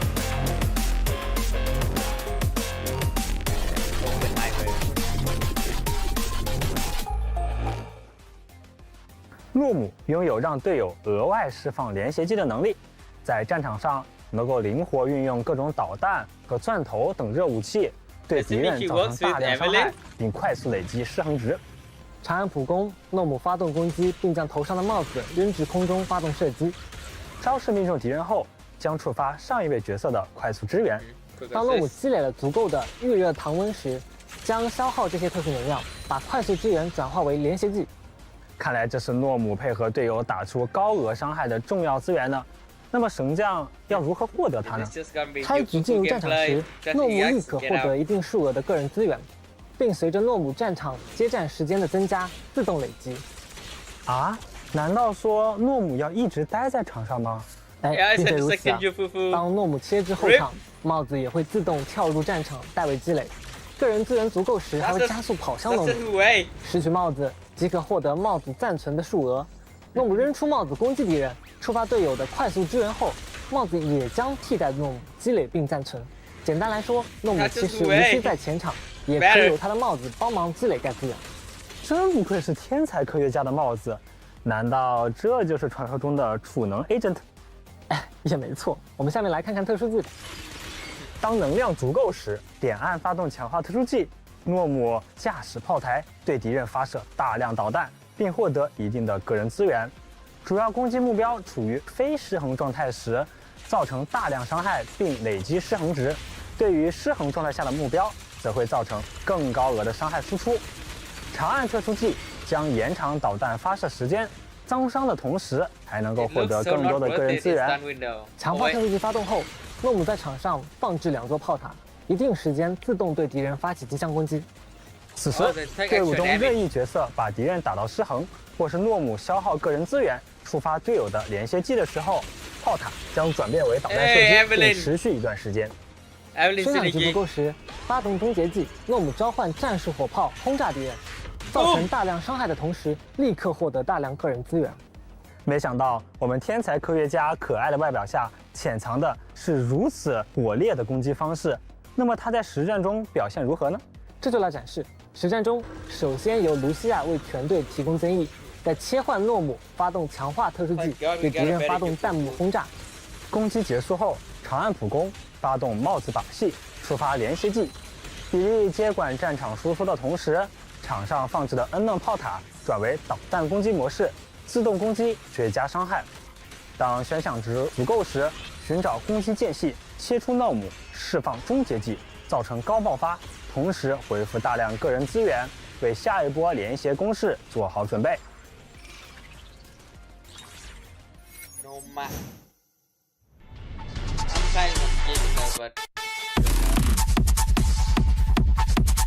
Velina, however, is not cool for me.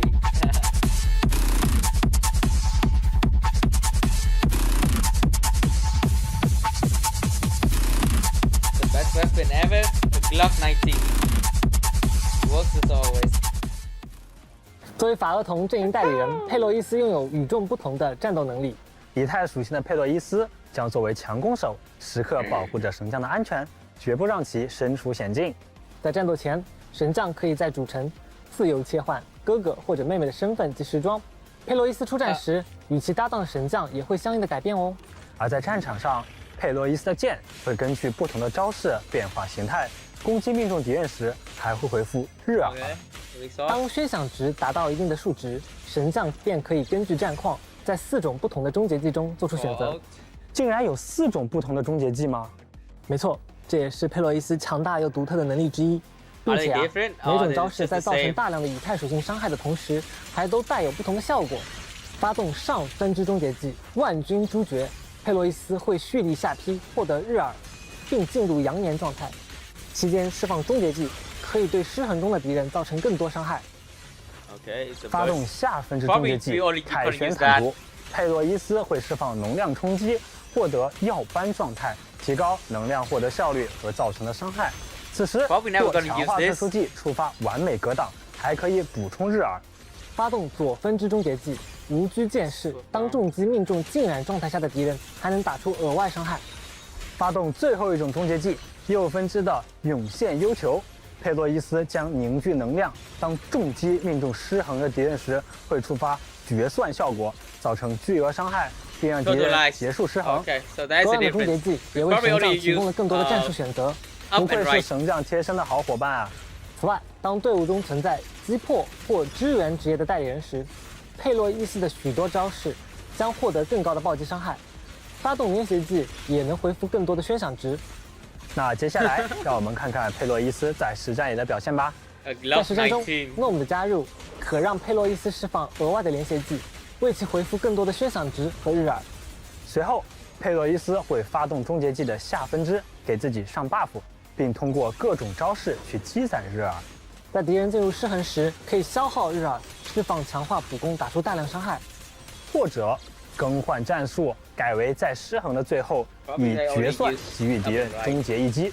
这份力量还隐藏着太多的秘密，但相信在不久的将来，神将一定能完全将其掌握。与2位代理人一同登场的，还有全新 S 级帮部超级杰克。在战斗中，超级杰克进入飞行状态，连续射击敌人，而进入连携后将发射蓄力手炮，对前方范围内敌人施加大量伤害。以上招式对敌人造成火属性伤害，并同时积累火属性异常积蓄值。那队伍中存在特定人数的罗斯卡里法阵营代理人，在战斗中达成条件后，他还会为全队回复一定的能量，并且使自身的伤害提升哦。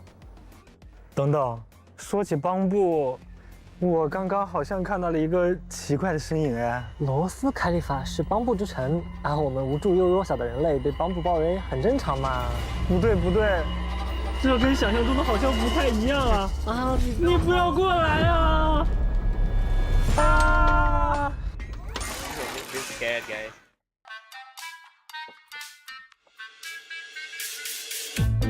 Hey! Drop it.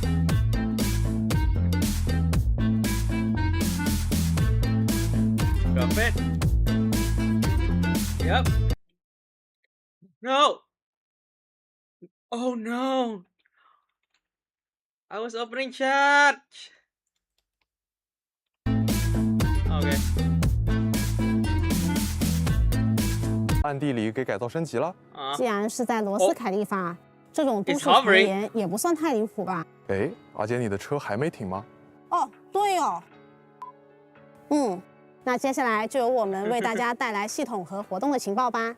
随着 3.0 版本的更新，我们将上线全新常驻活动玩法——邦邦天才与奇迹芯片。这个名字听起来和芯片计划有关系？猜的没错。 奥雷利亚学院中好像有一支状态不佳的帮部，是芯片研究过程中发生了什么事故吗？搞不好又是诺姆那些奇奇怪怪的研究导致的，赶紧去找他看看吧。没办法，谁让我们的神将是善后专家呢？这次诺姆还擅自任命神将成为他的助手，帮他完成伟大的芯片计划呢。这个计划可不简单，还好有很多帮手来帮忙，神将们。 好好养成更多更强的帮手吧。神将还需要修复、维护运算中枢，这除了通过帮手自身的力量，还需要神将们发挥聪明才智，指挥他们作战。没错，要想获得帮手，除了任务解锁之外，还能在帮手加载终端消耗帮手加载代码来随机获取。重复获取的帮手能够用来提升他们的星级，使其变得更加强大。在帮手数据集里。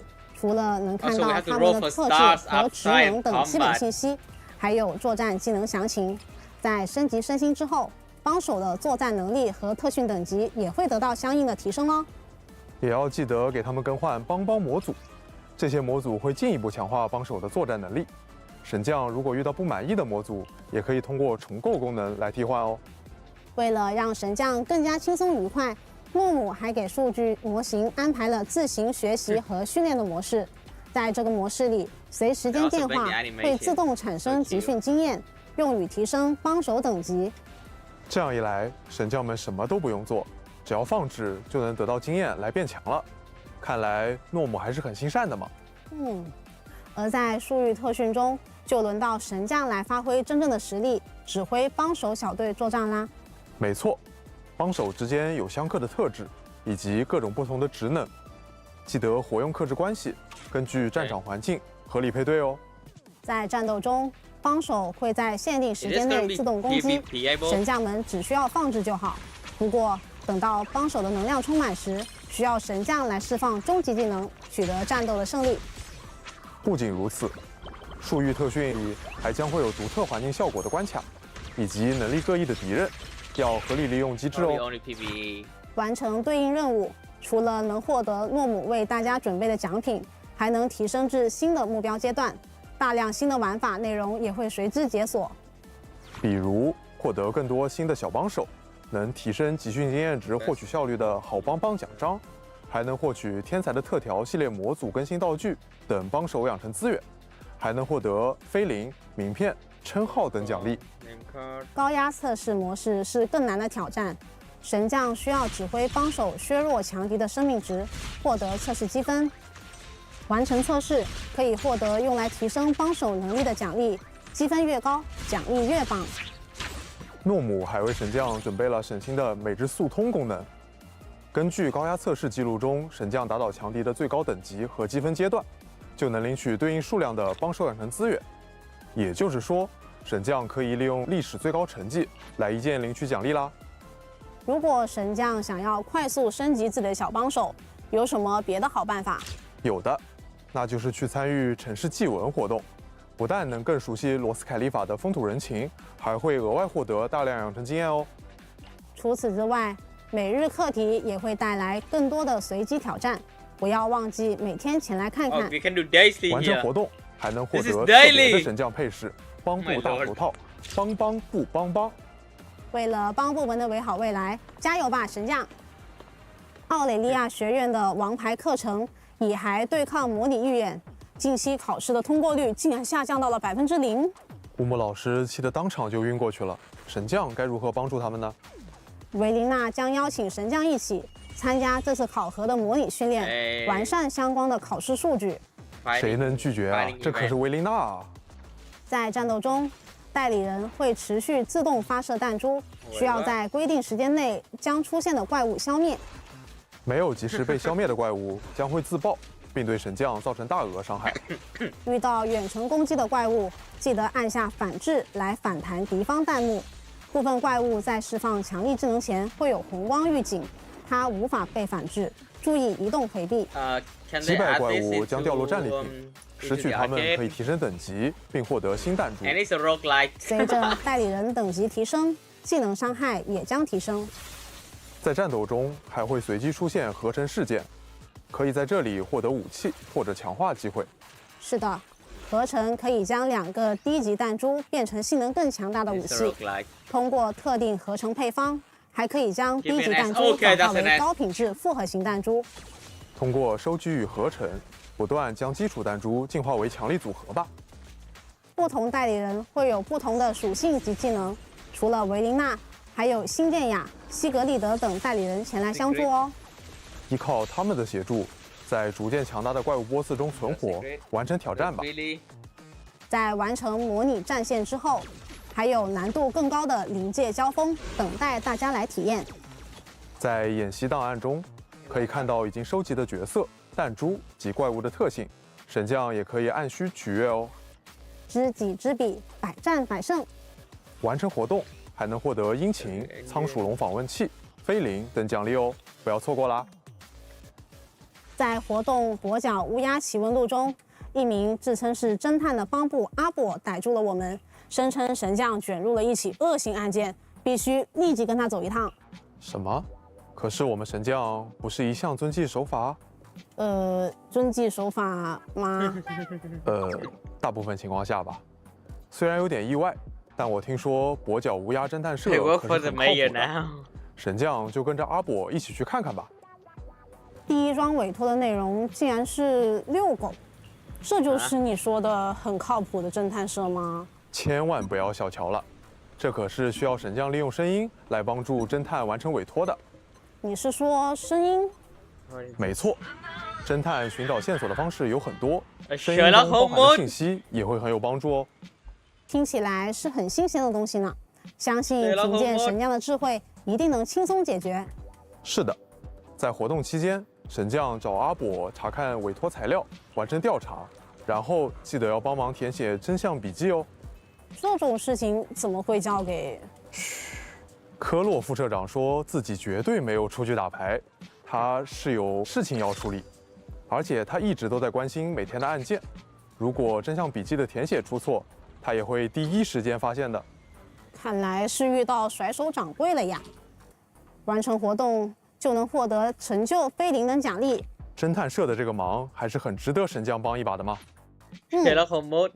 哎，二姐，之前在 Z Talk 有提到，对于钟爱战斗的神将，我们会推出更多战斗相关的玩法。是的，3.0版本中会有新增常驻玩法“你进湮灭战”，这是来自帮部门的演算测试，而最好的测试专家当然是神将。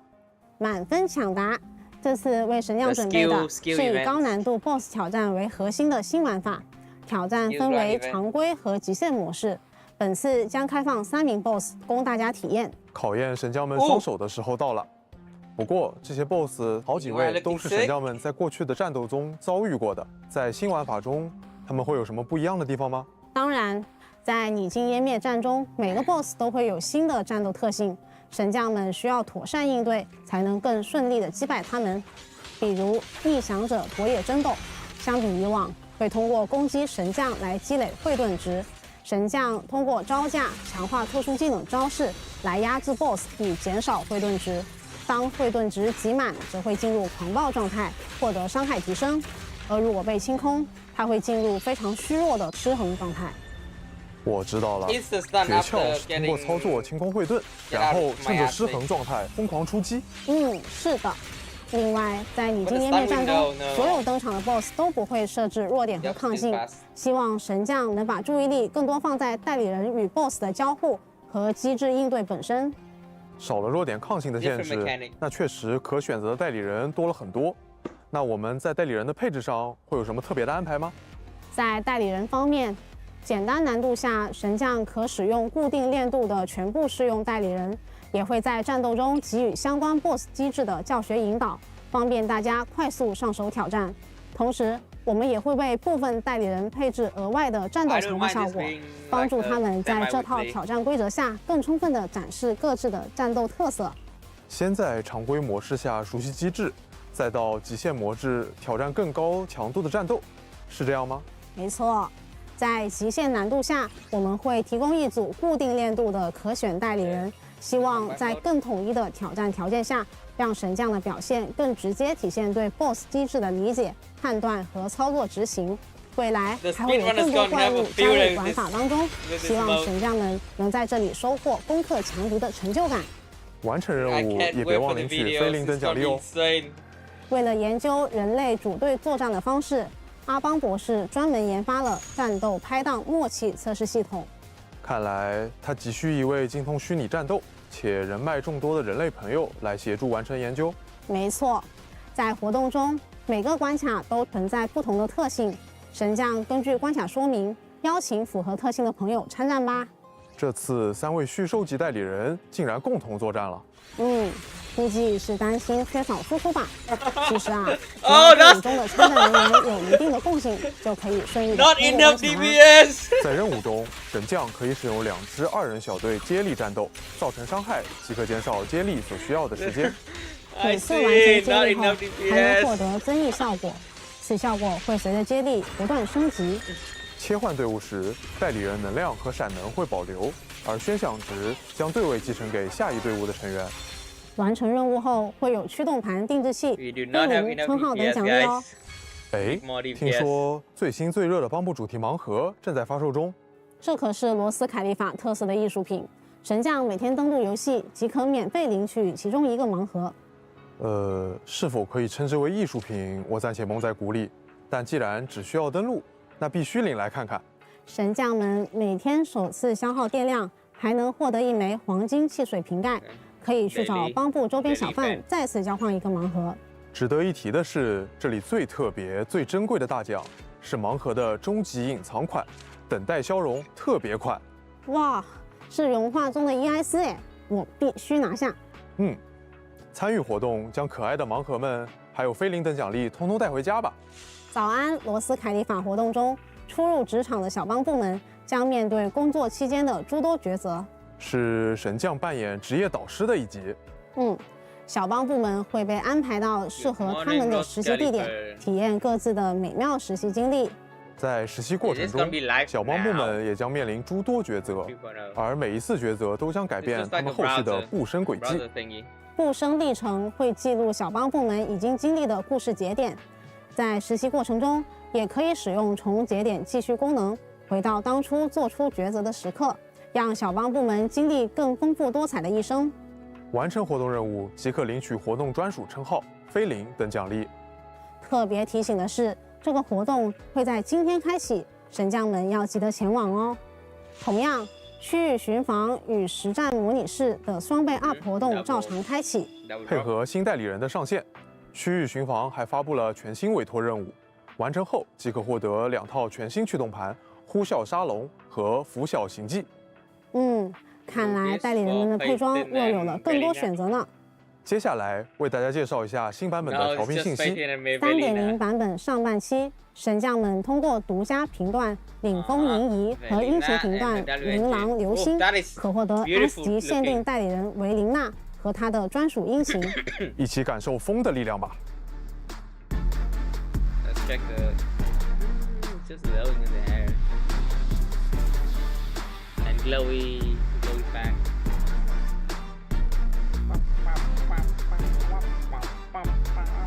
在下半期调频中，木木将会在独家频段天才不等式中登场，殷勤首席跟班也将在对应频段中等待大家抽取。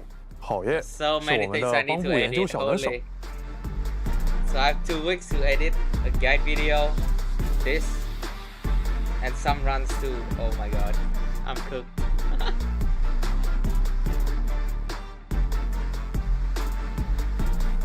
同样，本次也会为大家带来往期 S 级代理人的复刻。神将们可以在上半期的对应频段中抽取小师姐叶顺光，学习专属英雄。曾经错过的神将们，这次要抓住机会哦。在下半期就轮到我们的妄想天使千夏，带着他的专属鹰形登场，大家不要错过哦。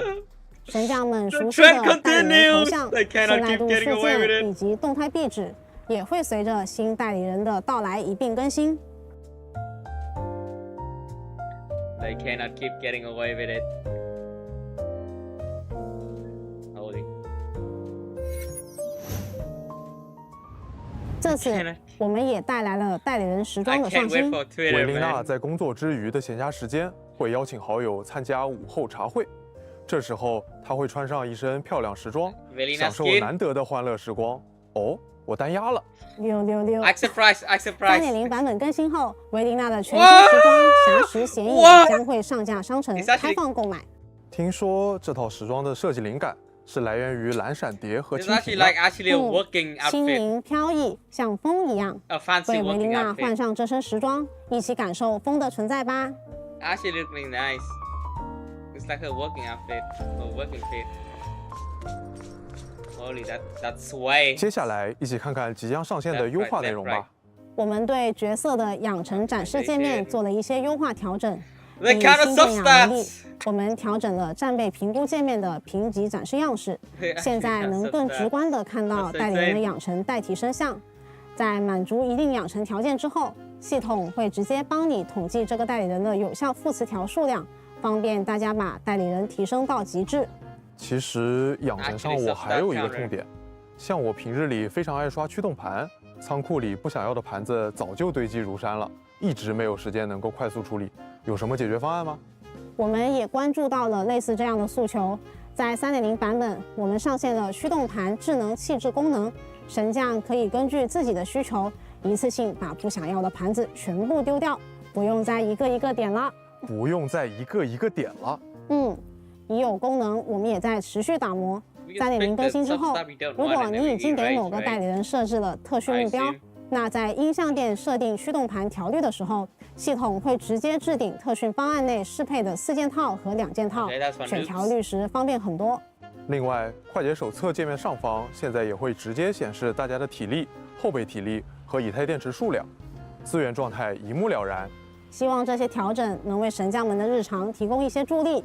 从 3.0 版本开始，神将时装的配饰中，帽子、头饰、耳环、眼镜会拆分为通用配件，可以在任意时装上随意搭配哦。考验是发挥奇思妙想的穿搭环节，期待神将们漫步城镇时的新面貌。另外，我们还在 F1的部分活动详情页里新增了具体玩法的演示视频，这样就能方便神将们快速了解新活动的玩法啦。我们还会逐渐精简化战斗描述中的技能文本，同时在角色的技能描述和怪物的敌情详解中增加了名词解析。是的，希望可以帮助神将更好地理解战斗机制。这项优化在后续的版本中也会持续进行。随着 3.0 版本更新，我们也会为 PC 端带来一次视觉体验升级。这次我们对全局照明和远景模型的细节做了整体优化。无论是在街区中穿行，还是向远处眺望，神将们都能感受到更自然通透的光线和更完整的远景画面。符合硬件要求的玩家还可以在设置中开启光线追踪功能，体验到我们基于光线追踪技术打造的风格化实时全局光照。在延续原有绝区零美术风格的基础上，我们基于光线追踪算法，让地板、木纹、水洼、金属、玻璃以及湿润地面等不同材质都呈现出千变万化、强弱各异的反射表现。与此同时，物体之间的阴影过渡更加柔和自然，阳光照射和环境中的光线反弹也更加通透明亮。灯牌等会发光的物体还能真实的照亮周围场景，营造出更富层次的光影氛围。当然，这次不只是画质上的提升，我们还为神将们带来了 DLSS 超分辨率功能，让大家在保持画面感的同时，也能维持稳定帧率。对于追求更高帧率的玩家，我们也在设置中加上了真生成选项，进一步提升流畅度。欢迎神将们在新版本中亲自感受这些变化。3.0 版本回归帝都共启新章网页活动现已开启，邀请好友回归或注册游戏，最高领340费灵。回归神将和新手神将绑定邀请码，可得60费灵。抽奖更可赢取手办、游戏机、300费灵等，赶快来参与吧！接下来让我们看看游戏外有哪些精彩内容吧。你还记不记得 2.8 版本前瞻节目中 Z 先生给大家预告了绝区零即将上线 Steam 平台？当然记得，相信有不少神将和我一样，已经把游戏加入愿望单，静候发布了吧？承蒙厚爱，不负各位神将的期待，绝区零将于2026年6月17日正式登陆 Steam 平台，届时欢迎各位神将前来体验。更多详情也将在官方社媒账号陆续发布，各位神将不要错过啦！惊喜不止在线上，线下同样有精彩活动等待各位神将参与。没错，在今年7月，绝区零仍将参展于美国洛杉矶举办的 Anime Expo。除了精美的限定周边外，届时还会有声优分享会等有趣的现场活动。欢迎各位神将来到展台，留下美好的夏日回忆。此外，1年1度的 Hoyo Fest 也将如期与大家见面。Hoyo Fest 2026将于7月在新加坡、马来西亚、菲律宾、泰国、越南、印尼正式开启。今年仍然为大家精心准备了展台打卡、舞台互动、游戏试玩、周边贩售等精彩活动，我们不见不散。神将们可以持续关注官方社媒，获取更多活动详细信息。既然我们马上就要前往罗斯凯利法了，是不是应该给神将们准备一个精致的出行礼包？早有安排，神将们最需要的旅途必备好物已经早就全都打包好，装在这个行李箱里啦。里面到底是什么呀？神神秘秘的。哼哼，这就打开给大家看看。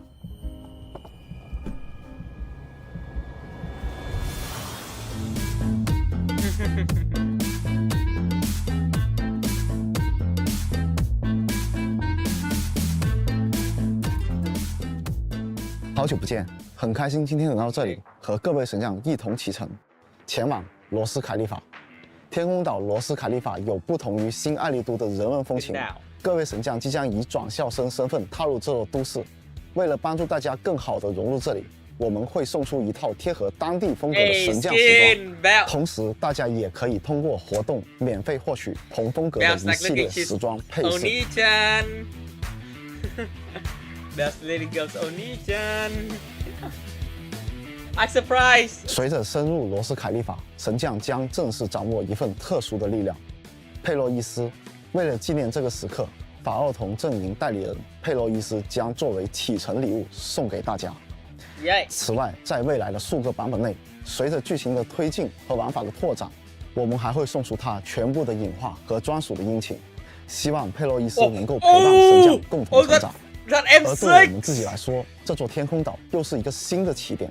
回忆过去，从6分街到威慑地，有一些大胆但诚恳的一步。坦白说，不能算是完美，但也正在过往的基础上，我们得以做出充分的准备。绝区零第3季会以各个维度上以更完整的面貌面对神将。真的很感谢各位神将一直以来的支持。为了回应这份支持，也为了和大家分享这份喜悦，我们会在3.0版本送出总计1600菲林的奖励。这次有别于以往，神将们在版更当天上线即可领取600菲林，而在7月4日，也就是绝区零生日当天，神将就可以领取1000菲林。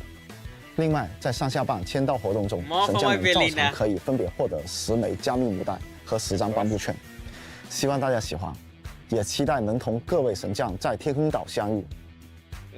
最后，大家期待的绝区零2周年庆典也已经在紧锣密鼓的筹备当中了。庆典将于3.1版本正式开启，希望与各位神将一同庆祝这个特别的日子。6月17日，我们云端见。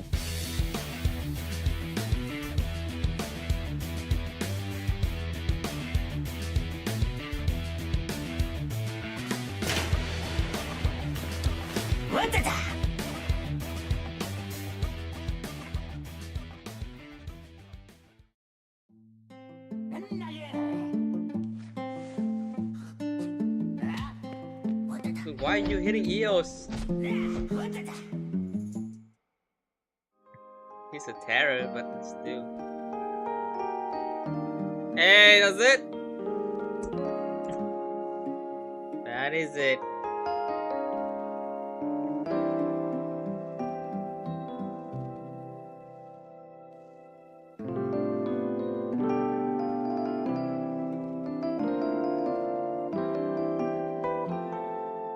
Would that be after credit? Let's check on. Work today is broken. We're all working in too many disconnected apps, and it's killing team productivity. That was pretty good. Yeah, well. Can we take a look at that again? Okay, let's react to explained by normal fan.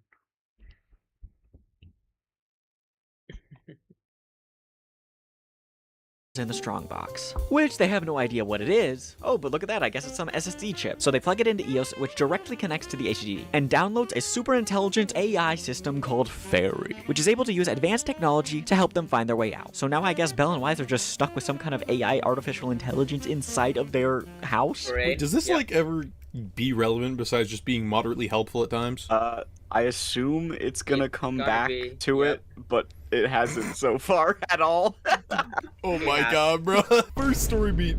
Oh yeah, it's super advanced AI.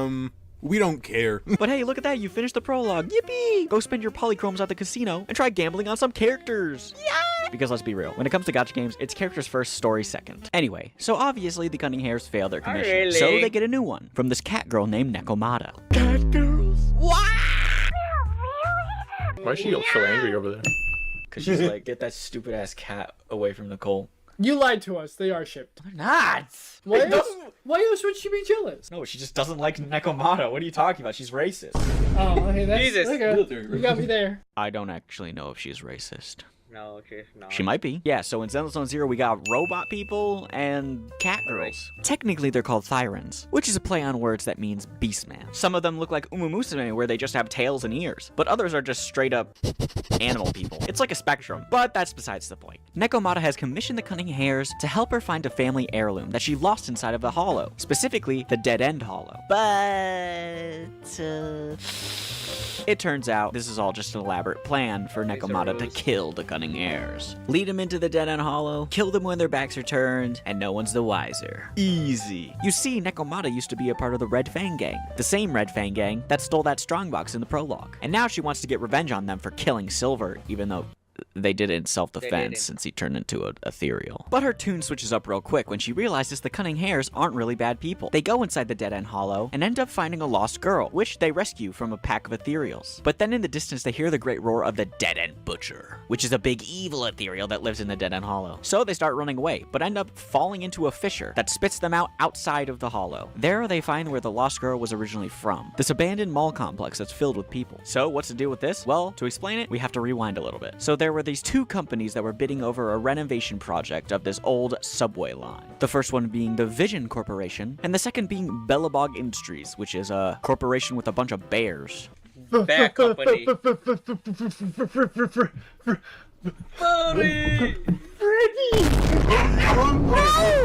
The Vision Corporation, led by Perlman, was the one that was chosen by the people to renovate the subway. You see, the issue with this renovation project is that the subway line goes under the dead-end hollow. So Perlman's idea was to fill up trains with a bunch of explosives, send them through the subway line, and blow everything up so they can start from scratch. They also ensured that all the people in the blast zone surrounding the subway would be moved at no cost to them, and that everything would be done for a suspiciously cheap price. Bellabog wanted to do it safer and slower, and that's why they lost. But it turns out Vision Corporation is evil! The reason why everything was so cheap was because they were never planning to move the people in the surrounding blast zone. They were just planning to blow It hits too close to home. them all up. And now the cunning hares have run into these people who are being blocked from leaving the town by Vision Corporation thugs dressed as public security. But luckily, somehow Nekomata managed to Lego escape. style. So she rushes to Bell and Wise to get their help to save the cunning hares and stop the Vision Corporation. So they go back in together, bump into some girl named Korn who helps them get through some blocked off area, and try to hijack Vision Corporation's subway trains to evacuate all the people before all the explosions go off. Looks like the fucking fat ass Dedo plush like this. He does. Yeah. Unfortunately, this plan fails. So instead, plan prints B is money. to somehow shrink the dead-end hollow so everyone is no longer blocked off from the outside world and can leave. How exactly are they going to shrink a freaking hollow? By killing the dead-end butcher. You see, the more etheric matter that's inside of a hollow, the bigger it is. So if they kill something that has a lot of etheric matter, it will shrink. Thus, they have to kill the dead-end butcher. So they throw a freaking train cart full of explosives at it and blow them up. Nothing's happening. Okay, yeah. And everyone escapes. Yippee!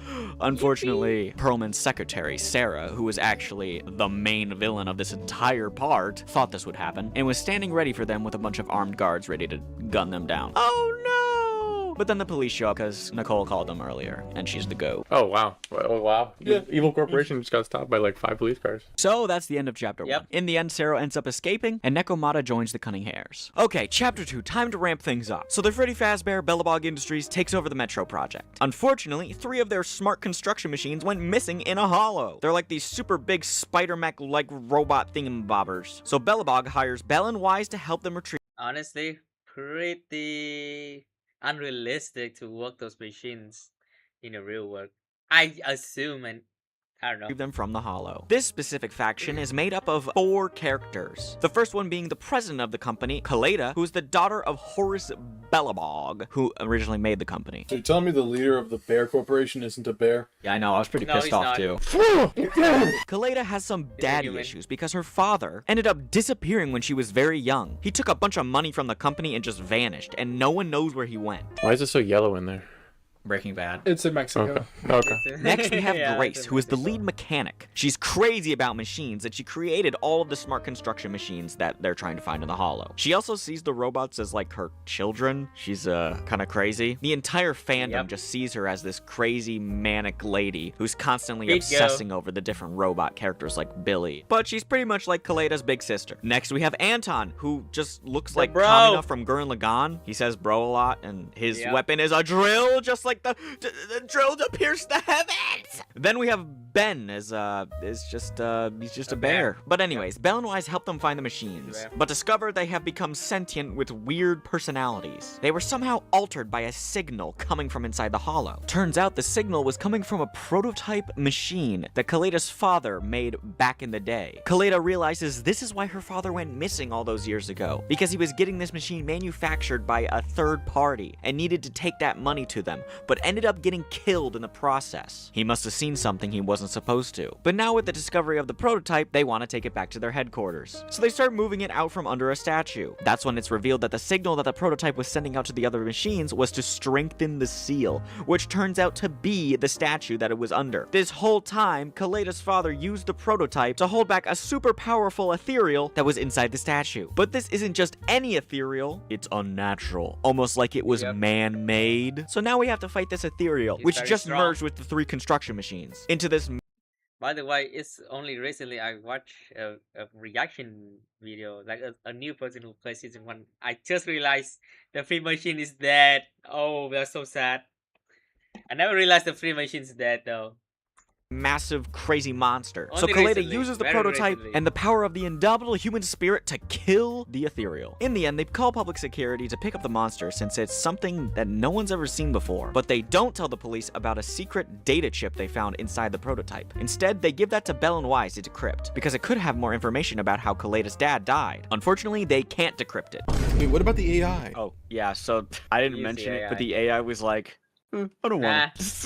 You're supposed to be smart. So they were like, the electrical bill is too high, so it won't do it. The electric Literally bill. the reason. Hungry fuck-ass AI doesn't want to do its job. So instead, they find a hacker that Nicole recommended called Rain. She should be able to get the job done, but they have to wait for Nicole to track down Rain before they can do that. Which leaves Bell and Wise with some free time, where they are invited to investigate Hollow Zero as an independent investigator. This part is more about introducing specific characters for upcoming events, but also a new type of game system. You are now open to go to this specific area on the map and grind away in fighting scenarios where you can acquire more items and upgrade characters. But as for the story part of this, Phaethon goes into Hollow Zero and encounters Nineveh, which is the great ethereal of Hollow Zero, which is currently being pursued by Hollow's Special Investigation Section 6. These guys are my favorite characters, and they work for an agency called HAND, which stands for Hollow Affairs and Neutralization Department. In this section, we see Miyabi, the strongest and youngest Void Hunter of the current day, square up against Nineveh. This part isn't really super important to the story, but it just kind of introduces Section 6. So let's get back to the main story. So that big, evil, and mysterious ethereal that Bellabog Industries fought has now been taken into custody by public security, where they are now planning to transfer it to Section 6 in order for them to investigate it. This is where we meet Zhu Yuan and Qing Yi, who are 2 public security officers. We also get to learn about this guy named Inspector Bringer, who is currently running a campaign We already met him in the prologue. to become commander. He doesn't look super important, but he is to the story. He used to be super popular among the people, but one day he went into a hollow to rescue people and came out completely different. But more on Zhu Yuan and Jing Yi. Very Chinese coded characters, especially because of the names. And it's a Chinese game. It took me 5 billion years to figure out how to pronounce them. No. Just because you said that, now I can't remember how to say them. Zhu Yuan is like the one character in this entire game who actually has 2 parents that are alive and genuinely wants to be a good guy and do the right thing. Qing Yi, on the other hand, is like a 100-year-old android that works for PubSec and is super nonchalant about everything. She also just acts like an old granny and hangs out with old people sometimes and acts very robotic. Yeah, this is lolly bait. This is lolly bait, isn't it? Yeah, okay. But where they tie into the story is when the ethereal's body is being moved to Section 6 to be investigated. The vehicle moving it ends up getting hijacked by someone using EMP devices across the city, causing cars and other electronics to glitch out. I mean, Belle almost got run over. But Jingyi ends up discovering a pattern in the routes and aligns that with the evidence to find the carrier transporting the ethereal. Was there someone in that car? They don't show. They just ignore it. The guy's dead. They're just like, okay. He's okay. In the end, they get the ethereal's body back and into the hands of Section 6. But with everything that just happened, it's obvious that there's a mole in public security. But now that the ethereal's body has been studied by Section 6, Miyabi discovers that the ethereal's remains contain human DNA, indicating it's not a typical ethereal and holds a significant secret. Around this time is when Sarah visits Perlman in prison. Remember her, the secretary, who turns out to be the main villain of everything? She wants to make a deal for him to take the responsibility for the Metro Line event. However, Perlman blackmails her, revealing that he has evidence that Sarah and her employers were the ones trying to steal the special ethereal. So Sarah agrees to help Perlman escape so he doesn't spill the beans. After all, his trial is coming up soon, and the Cunning Hairs will be involved. Kill him now.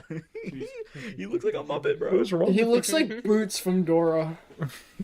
Yeah. The last thing we see Sarah do before she leaves the scene is have an ominous call with the mole that's in public security, who most likely supplied the uniforms that the Vision Corporation operatives were using during the whole Metro Line fiasco. Crazy stuff, I know. But anyways, Chapter 3. So remember the hacker Rain that Nicole was supposed to contact? Well, the only thing she got in return was a blank message that they tracked to a place called the Ballet Twins, which is a skyscraper inside of a hollow. What the heck is Rain doing there? Could she be in trouble? Well, that's what they guess. So Billy, Ambi, Nekomata, and Wise go to investigate and encounter Victoria Housekeeping, this group of mercenary maids. They were hired to take care of the building, keep it clean, and keep out ethereals. Because for some reason, the owner still cares about his building that's inside of a hollow that no one will ever go see.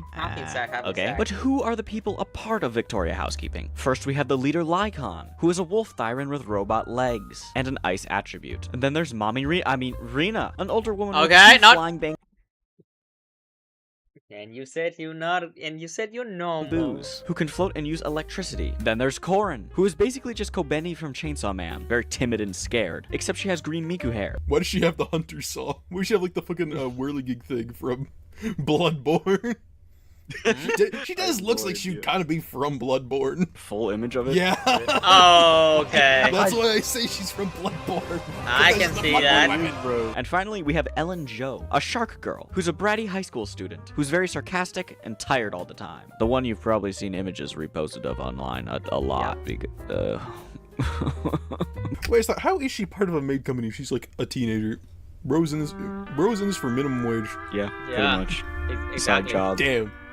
Exactly. Does she get paid well? I hope so. But yeah, fun fact about these characters. All 4 of them are based off of She's always sleeping on the job. old horror movie characters. Lycon's a werewolf, Rena's a ghost, Korin's a Frankenstein, and Ellen's, I guess it's Jaws? But wait a minute, we've seen Korin before. She helped Nekomata and Wise get through a hollow to save the people in the Metro incident. So instead of all of them killing each other, like Lycon was originally going to do, they instantly become best buds. They tell them the situation about Rain, and they agree to help them find her. But Perlman's trial is coming up this afternoon, so the Cunning Hares have to skedaddle and leave Faithin with Victoria's housekeeping. So they go off to find Rain. They end up finding her backpack, and then are attacked by an ethereal who looks like a ballerina, and hits this crazy pose. It's the bullet pose!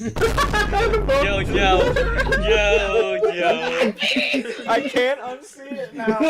Yo. But yeah, it turns out Rain has been captured by a bunch of thugs, so they can force her to do some hacking stuff for them at the top of the building, which just so happens to be related to the Perlman case.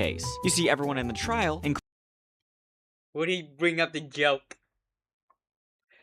The September joke. including Perlman and the Cunning Hares, are being transported in a giant blimp. A blimp that Sarah wants to crash into the tower. So these thugs work for Sarah and captured Rain so she could hack the blimp and kill everyone. Why is their plan just to kill everyone every single time? Bro. Because they're evil! Why not? They're evil. Are they the bad guys? Use your brain. Luckily, Belle and Wise figure this out, and with the help of Victoria's housekeeping, they stop a disaster from happening, so yippee. But Perlman still manages to get away. After the blimp was safely landed on top of the building, he snuck back in and just drove off. Why didn't we just shoot down the fucking blimp? Wait, was everyone still inside? No, it was just him. You're right. Why didn't we shoot it down? They didn't Or I don't know, notice. just like anchor. Like you could have definitely done something. But anyway, the whole reason they were trying to find Rain in the first place is so she could decrypt the chip that Kaleda gave them. So she does, and that's when we figure out that Inspector Bringer is the person who killed Kaleda's father, and is also the mole in public security working with Sarah. The data also reveals that the monster that they fought back in Bellabog Industries was something called a sacrifice. And it turns out Victoria Housekeeping's primary client is investigating the sacrifice and definitely knows more than they're letting on. But all of this is still just speculation, because it's just an audio file of Bringer. It's not concrete proof. Could just be a guy who sounds like Inspector Bringer.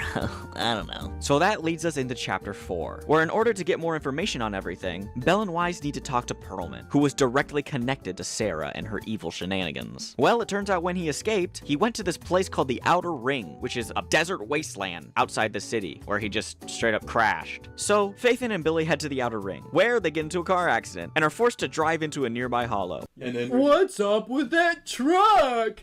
Oh yeah, so they accidentally get into an accident and just fall off into a hollow. Wow, fall off needs to be studied. Woman moment.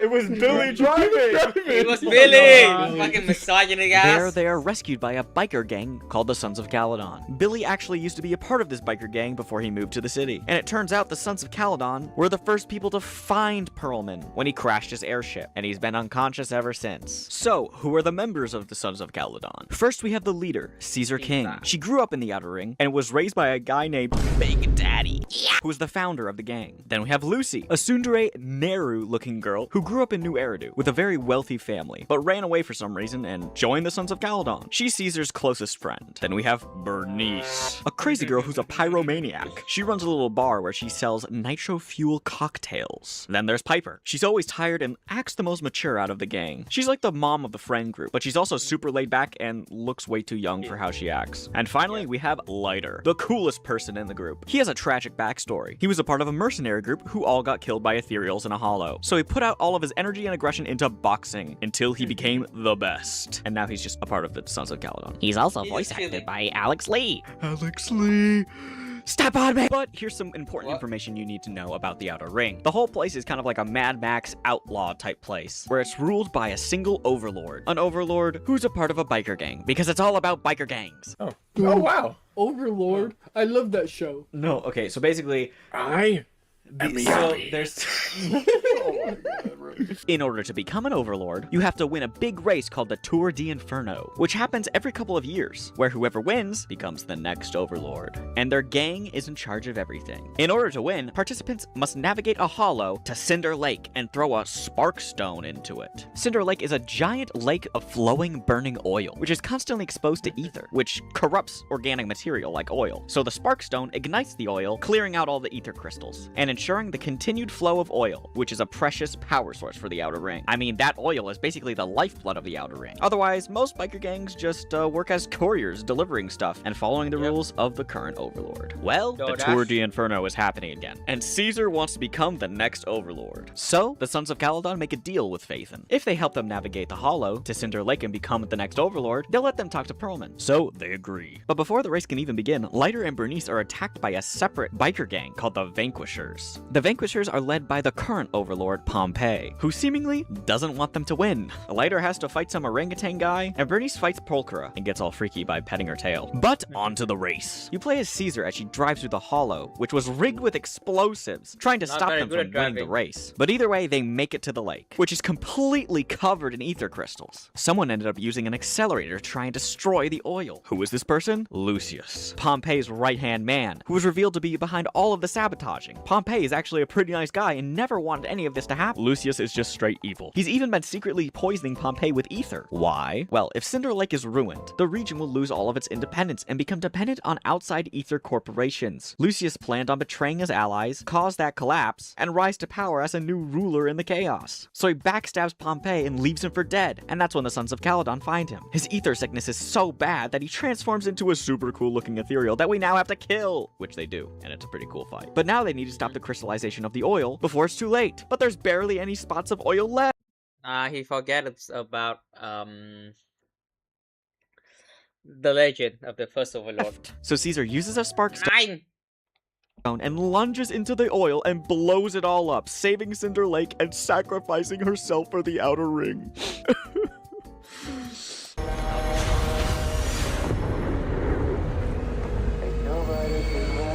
Don't look at me like that, because I'll start to feel afraid.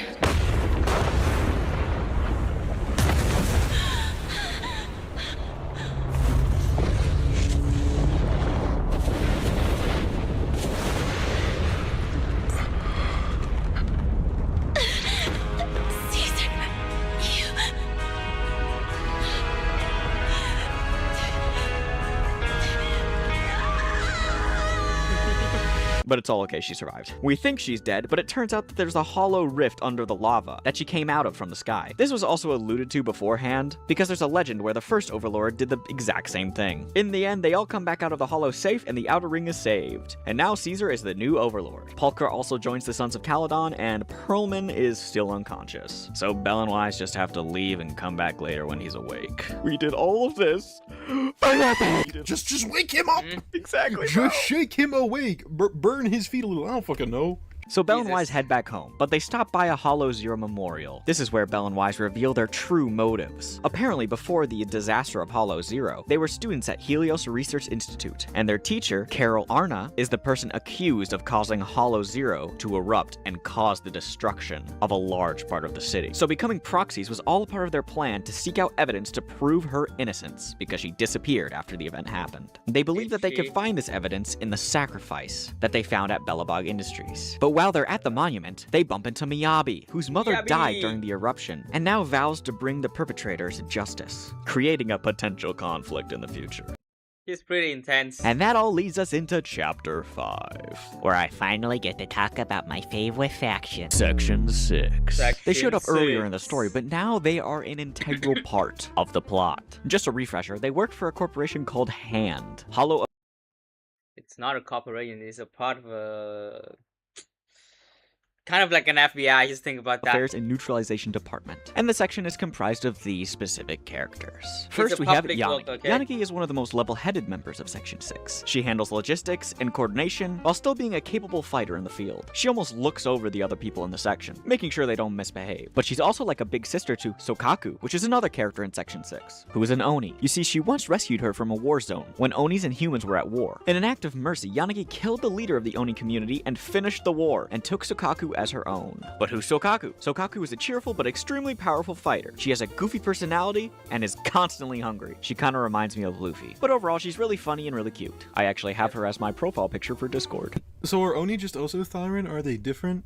They're different, I think. That's what I literally think No one they knows about just that. were like, oh yeah, so there's an entire Oni community somewhere in the world of Zenless Zone Zero, but the only Oni that is relevant to the story is just Sokaku. That would be She's cool the to only look one we ever see. into. It would, but they just never really do it. It's They have just so a much shit backstory going too. element. They keep adding more stuff. Just add, like, bring some of these things back. Like, you have potential. Then there's Hiramasa Asaba. He's super laid back and often complains about work. He's kind of like Hawkeye, he has a bow and arrow, but he also struggles with his past, where he was infected with ether and has nightmares of becoming an ethereal and hurting people. Then we finally have my favorite character, Hoshimi Miyabi, the chief of Section 6. Miyabi comes from a prestigious sword clan family that has passed down a cursed sword named Talus through generations. Talus has a powerful ethereal trapped inside of it, and represents the strength of the Hoshimi family. When Miyabi was younger, her mother was afraid to give her the sword because she didn't want Miyabi to be burdened by it. You see, in order to control the sword, the wielder's mind must be completely clear and free of distraction. Talus is constantly whispering horrible things into the wielder's ear, trying to take control and push them to kill people. It's very similar to Lord of the Rings. If the wielder loses control, the sword's flame turns red, and they are driven into a mad rage. During the fall of the old capital when Hollow Zero expanded, Miyabi was forced to kill her own mother because she was infected with ether and was gonna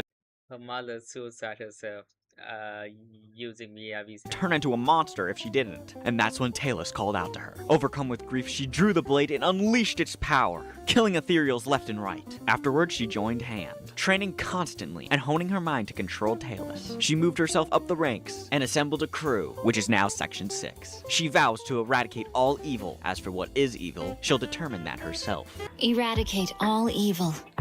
As for what is evil, I'll determine that myself. It's so peak! I'm sorry, I just really love Miyabi because of her cool backstory, her awesome sword, and she's literally just Virgil from Devil May Cry. Some of the different attacks you can use with her character are just exact copies from Devil May Cry 5. Like, she can teleport forward like a dash, and she just straight up does the judgment attack. Like, bro, it's kind of a joke in the community that Miyabi is just Virgil's daughter. But hey, I'm all for it. But anyway, on with the story. Section 6 is called in to test a new state-of-the-art virtual reality training simulator. Metal Gear. Virtual Ops. But it turns out that this VR is all a trap. Yep, Sarah's come up with a new plan and wants to steal Talus from Miyabi. She hired a hacker called Nullface to hijack the training system and trap Section 6 inside and collect data on them. I mean, they can't collect data in real life because Miyabi would just freaking gutter stomp them. Instead, Section 6 now has to fight through the simulation. But somehow Yanagi is still connected to the real world, which they use to escape. There's a whole thing where they start to turn into bang boos for some reason, and Yanagi and Miyabi have to fight a fake version of Miyabi. But in the end, they managed to escape, but Sarah already got the data she needed. But hey, Perlman's finally awake, and he identifies Bringer as the mastermind behind the Vision Corporation fiasco, who is also direct partners with Sarah. Both Sarah and Bringer work for a secret organization that are linked to the sacrifice. So yeah, this weird organization is creating monster ethereals from human DNA. And Perlman has paperwork proving that he was just a puppet in Sarah's plan. So Bell and Wise explain the situation to everyone, and the Cunning Hares show up in the Outer Ring. Nicole managed to call Section 6 to the Outer Ring as well, so they can discuss the allegations, since, you know, Section 6 was working on the investigation of the sacrifice. How the heck does Nicole just know Section 6? I have no idea. She just literally, she's like Nick Fury, she just knows everything.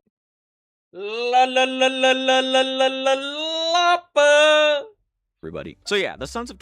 He literally scammed the sword away. She does a better job than Sarah. She does a better job than Sarah ever did. Paladon, Cunning Hares, and Section 6 are all together. But Section 6 is skeptical, not sure what is true, since the Cunning Hares are kind of outlaws. They end up getting into a heated confrontation when they're all attacked. Can you guess who it is? That's right, it's Sarah's goons. They somehow managed to track them down. Gooners. Miyabi's sword also got shot with a weird bullet, and everyone scatters, getting into cars and driving off. It's a pretty cool car chase, by the way. But Miyabi and Wise get separated from everyone else and fall into a hollow. Unfortunately, they don't have a carrot to find their way out, so they work together to get new data from nearby data piles. There, Miyabi loses control of Talus. Apparently, that bullet caused the sword to become unstable, so Wise has to help her sheath the blade. After that, they make their way out of the hollow, with newfound trust and respect. But Sarah's men kidnapped Perlman, and are keeping him hostage at the Ballet Twins. So Section 6 has to go there to save Perlman, while Bell and Wise help as proxies from random plays. But then Bell and Wise almost get caught doing illegal proxy work because of a random workplace inspection that was brought on because of the current election where Bringer is trying to become commander. Luckily, Zhu Yuan and Qingyi show up and stop them from being discovered. This is when Bell and Wise decide to spill the beans about them being proxies, and also about the situation with Perlman, and how Inspector Bringer is a bad guy. Zhu Yuan feels kind of betrayed, but agrees to help them since Miyabi calls to vouch for them. So Zhu Yuan goes off to look for more information on the matter, while Qingyi stays at the store and guards it. But back to Section 6. They rescue Perlman, but are stopped by Bringer and his men. Turns out this was all just a setup to arrest them for helping Perlman. Miyabi takes the blame for everything, and the rest of them are let go. She's put under arrest and moved into an armored van with Sarah. Exactly where they wanted her. But back to Zhu Yuan. She comes back with new information. Is Miyabi, is Miyabi locked in with Sarah, or Sarah locked in with Miyabi?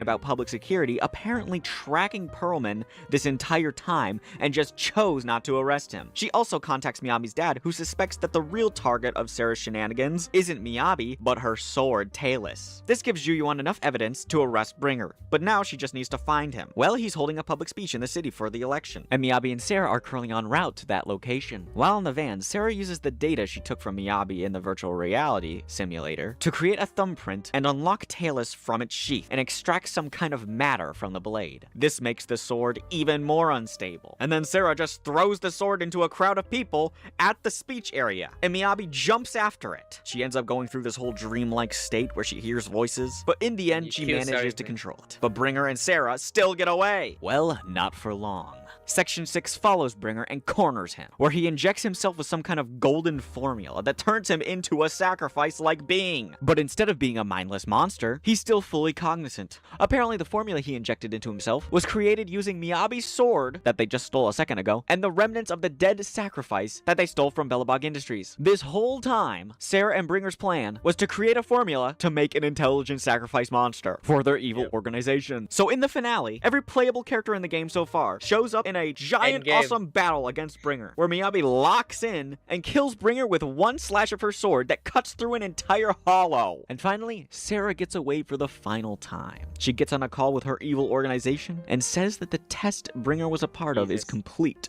and the formula is effective. But we're not done just yet. The giant hand that Bringer transformed into, Bell and Wise recognize it. It looks similar to the giant hand that apparently took their teacher, Carol Arna, suggesting she might be alive in the organization's custody. So they follow what's left of Bringer to question him, where he attempts a mental attack on the siblings, but their ocular implants render it ineffective, before he finally just bites the dust. So in the end, the public believes that Bringer just went missing, and Bell and Wise tell Miyabi the truth about their identity, and how Carol Arna, the supposed perpetrator for causing Hollow Zero to erupt, was their teacher. Instead of being mad, Miyabi gives them her hairpin as a sign of protection and agrees to assist them in their investigation. And that's the end of Season 1 of the game. I truly love Season 1 above all of the other content.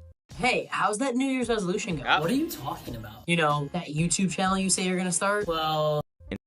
Season 1 purest income. Zenless Zone Zero. I like some of the other characters that show up afterwards, but I feel like they really peaked in this part of the story. But anyway, I've been glazing this game from the second I started this video, so let's talk about some of the stuff I don't like about the game. As much as I enjoy the story, it is a major yap fest. It seems like they always have to over-explain everything and waste half your time where the game... Like, they do not have the time to animate everything. The only way to convey important information is through yapping, and sometimes we get some cutscene and some panels, but most of the most important information is locked behind the yap. Just becomes a visual novel. Like, I came here to fight, not just sit here and listen to them yap. But yeah, this complaint can be said about literally every gacha game under the sun, I feel like. But hey, they do have an option to skip this type of dialogue. But the thing is, I don't want to miss out on some of the cool things that can be said. But what else? Oh yeah, some things are just overly complicated for no reason. The summary I just said, I had to trim down and cut down a lot of stuff. There were even sections of the story that I just passed over, like stuff with it does not matter, it's not a Jane Doe and Seth, that are not super important to the overall plot. They're simply there for content's sake. I also had to rearrange a lot of the things in the summary, so it was coherent. It's like a filler. Because sometimes the story just feels like it is not going straight ahead and it just goes back and forth between random stuff. Like, I didn't even mention stuff about Trigger or how Ambi has a secret past. You'll just have to figure that out on your own. Like, it feels that there's multiple teams working on their own separate story that they somehow have to Frankenstein together and make coherent. And about 1.5 to 1.7, especially 1.6 and 1.7, the main story really took a hit.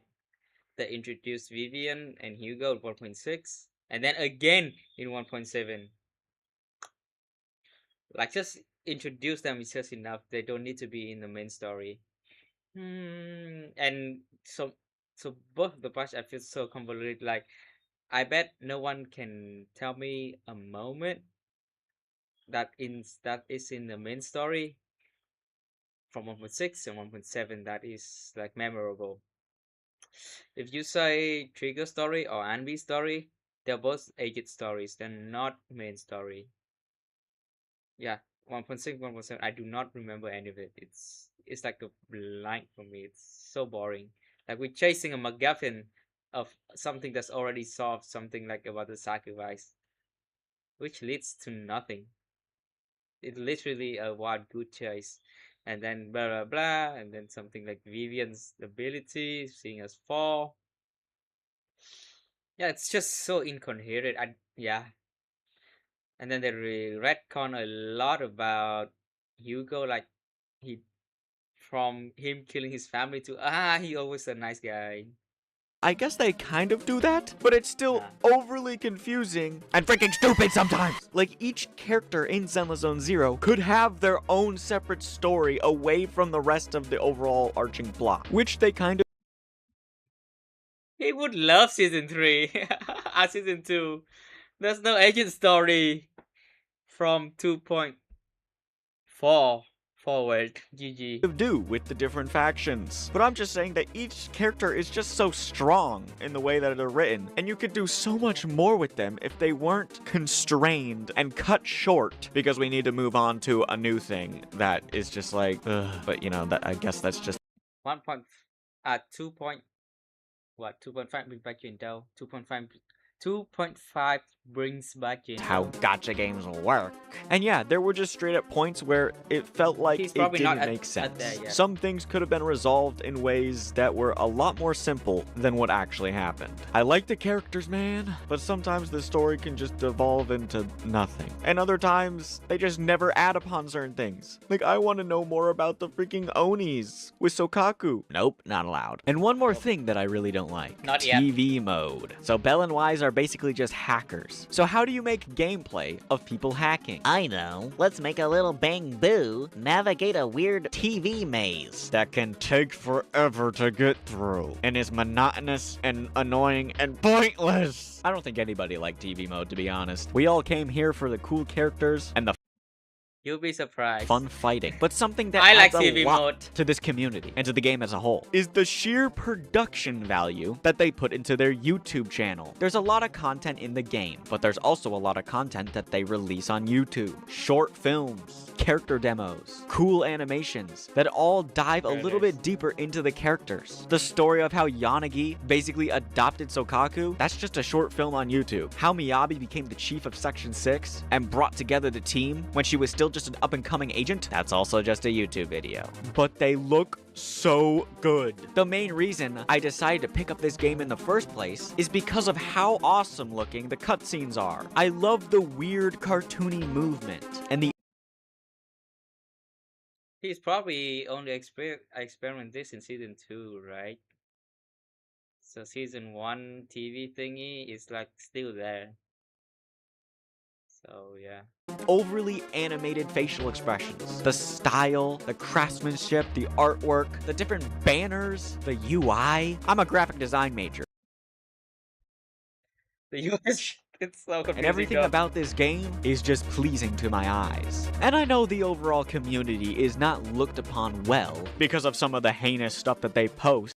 Don't put this on me, buddy. Put this on you. And how they're constantly lusting after these freaking animated characters. But you don't always see the good side of the community. There are so many creative people that make their own cool animations and artworks. And even songs. There's a lot of cool songs that people make inspired by the game. Because it turns out the music production of this game is pretty awesome. You know how I was saying that Miyabi is basically just Virgil? And how Virgil has his theme song, Bury the Light? Well, Miyabi has her very own theme song called Come Alive, and it's an absolute banger. Even if you don't play the game, I encourage you, if any of this stuff was interesting to you, go check out some of the content that they release on this videos. If it's like big,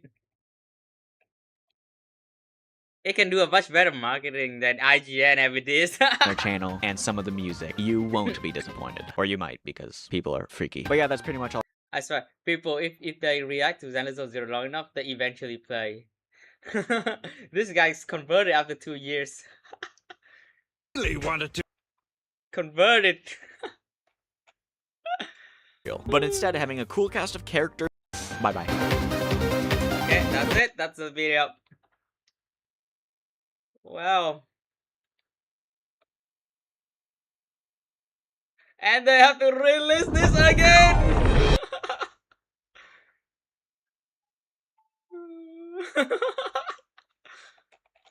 Guardians, that isolation alone is no longer enough to withstand the Creator's threat. Wait a sec, is this different?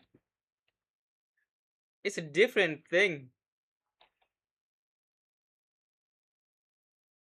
It is a different thing.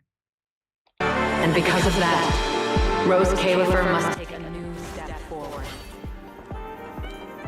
Everyone, welcome to Rose Califer. Rose Califer must take a... Let's analyze this. Guardians of Rose Califer. For a long time, we remained hidden from the world. But isolation alone is no longer enough to withstand the Creator's threat. That's wise, right? And because of that, Rose Califer must take a new step forward. That's not secret. That's Sunbringer. Jesus. That's Sunbringer. That's Sunbringer, yeah. Welcome Yeah. to Rose Califer. Rose Califer. System online. Identity confirmed. Faith in.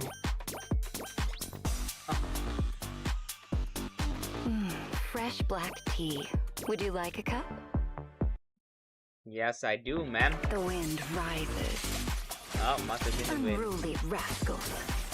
The wind rises. Unruly rascals.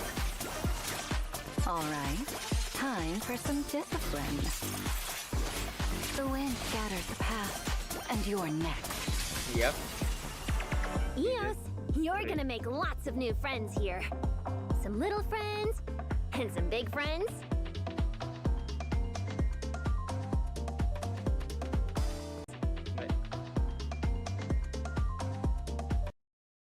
Ooh, her skin though. Lady Sunbringer. What? 3? Let's get to work, little ones. Bombardment! Fireworks show! I choose you! Stop it! Eureka! 3, 2, Eureka. 1! Eureka! 3, 2. It's not pointy enough for the great Aladdin. It needs to be pointy and scarier. This round is not as scary.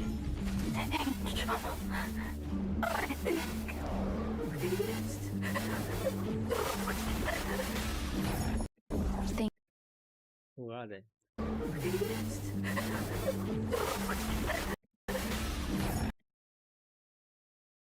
Eos, Belle, Billy, Cecilia, and Belina.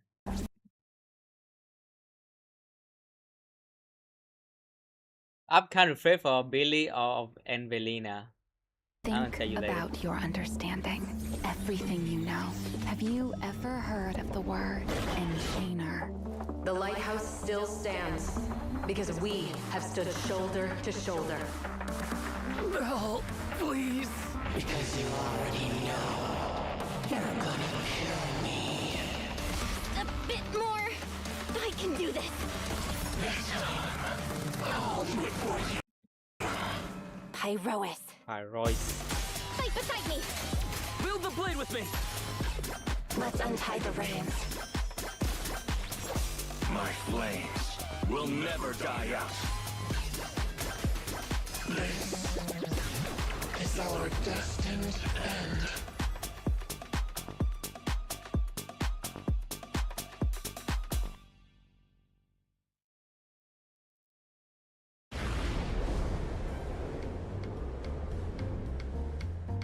That's no Pyrois. That's Secret. Secret in the background.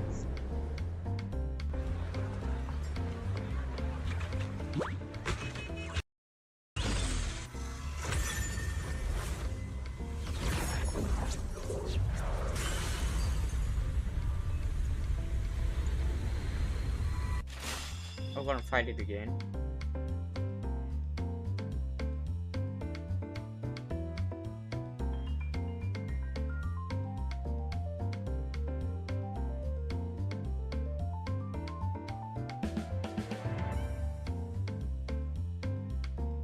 Okay, we already know about this.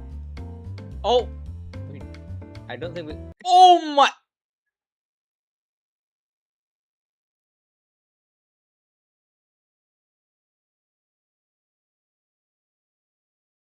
Huh.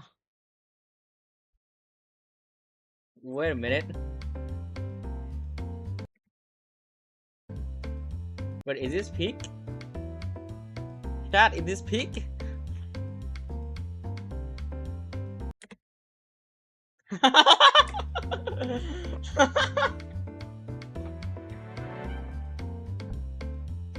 Oh.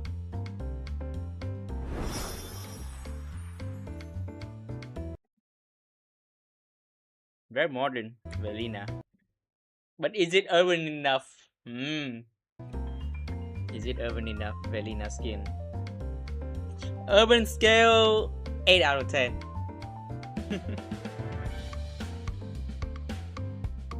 I can honestly see someone in my office wearing this a bit longer skirt though.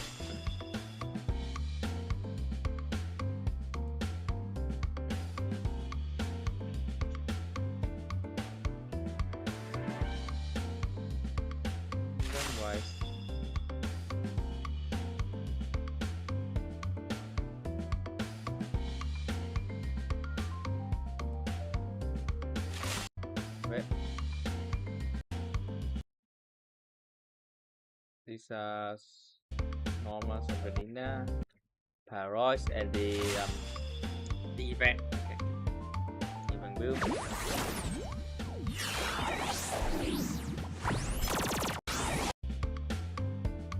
The gifts. It is. What's Califer?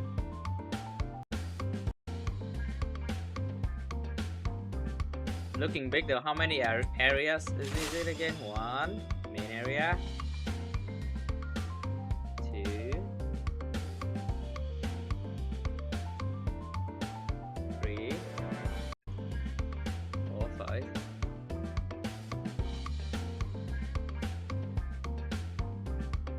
There's a theater too. 6. Jesus. This is the event for Parois Manscape.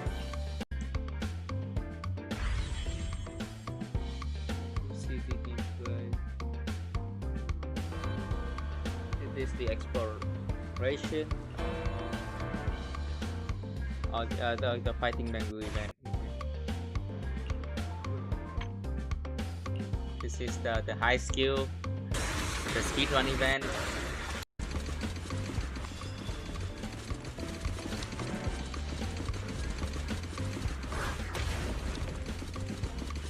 Looks like in the hollow, right?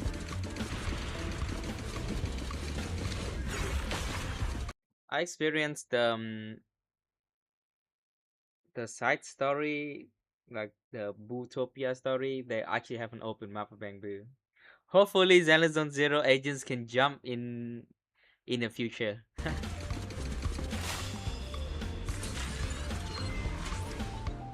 It's like exploration.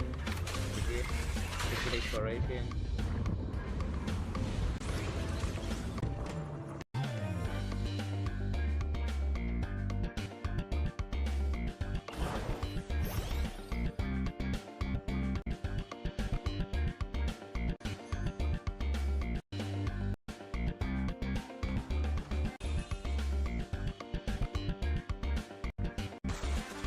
It's like the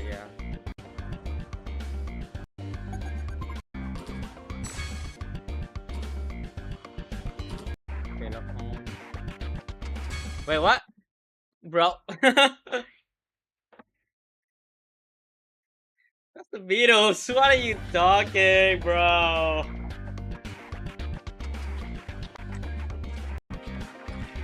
That is just the Beatles.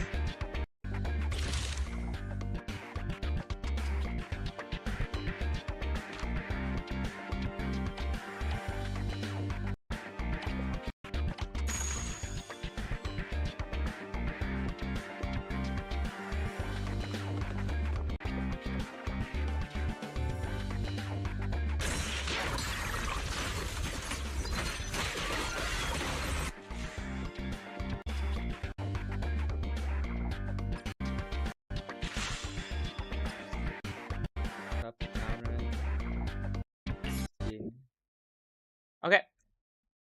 So I kind of afraid for Billion CCR because it's quite uncommon for agents in the gacha games, like characters in the gacha games, to be featured this not that long, but it's pretty long. Like CCR's 2 patches before 3.0, right? Yeah. So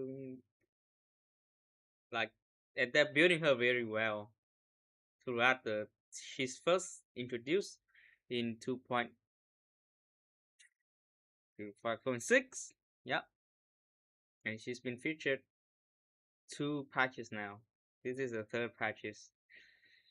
Let's hope they do not kill her off for emotional payoff. That would be sad. That would be shock.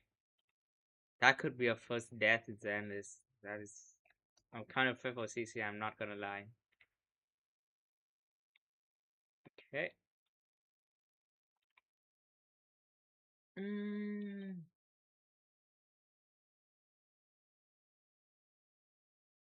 What was the... Zenless.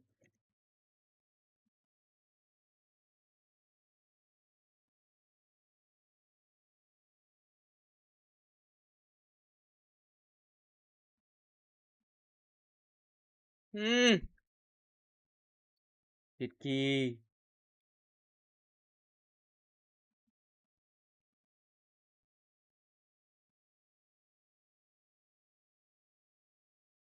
We have new code.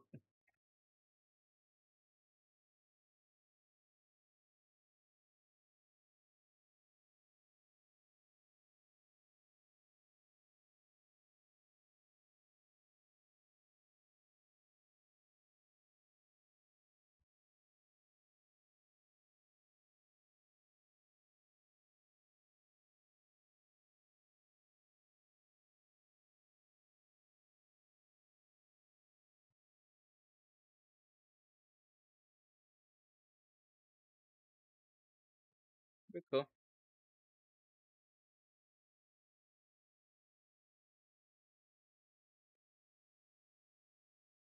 Bruh.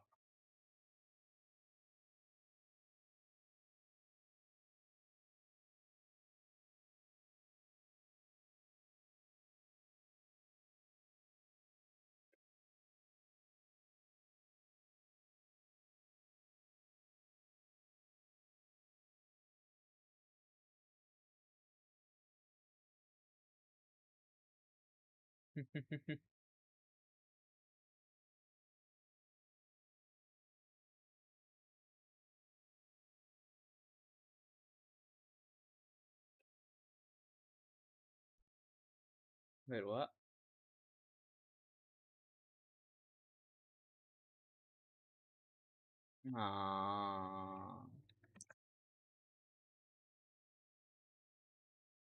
Okay, I think that is it, guys.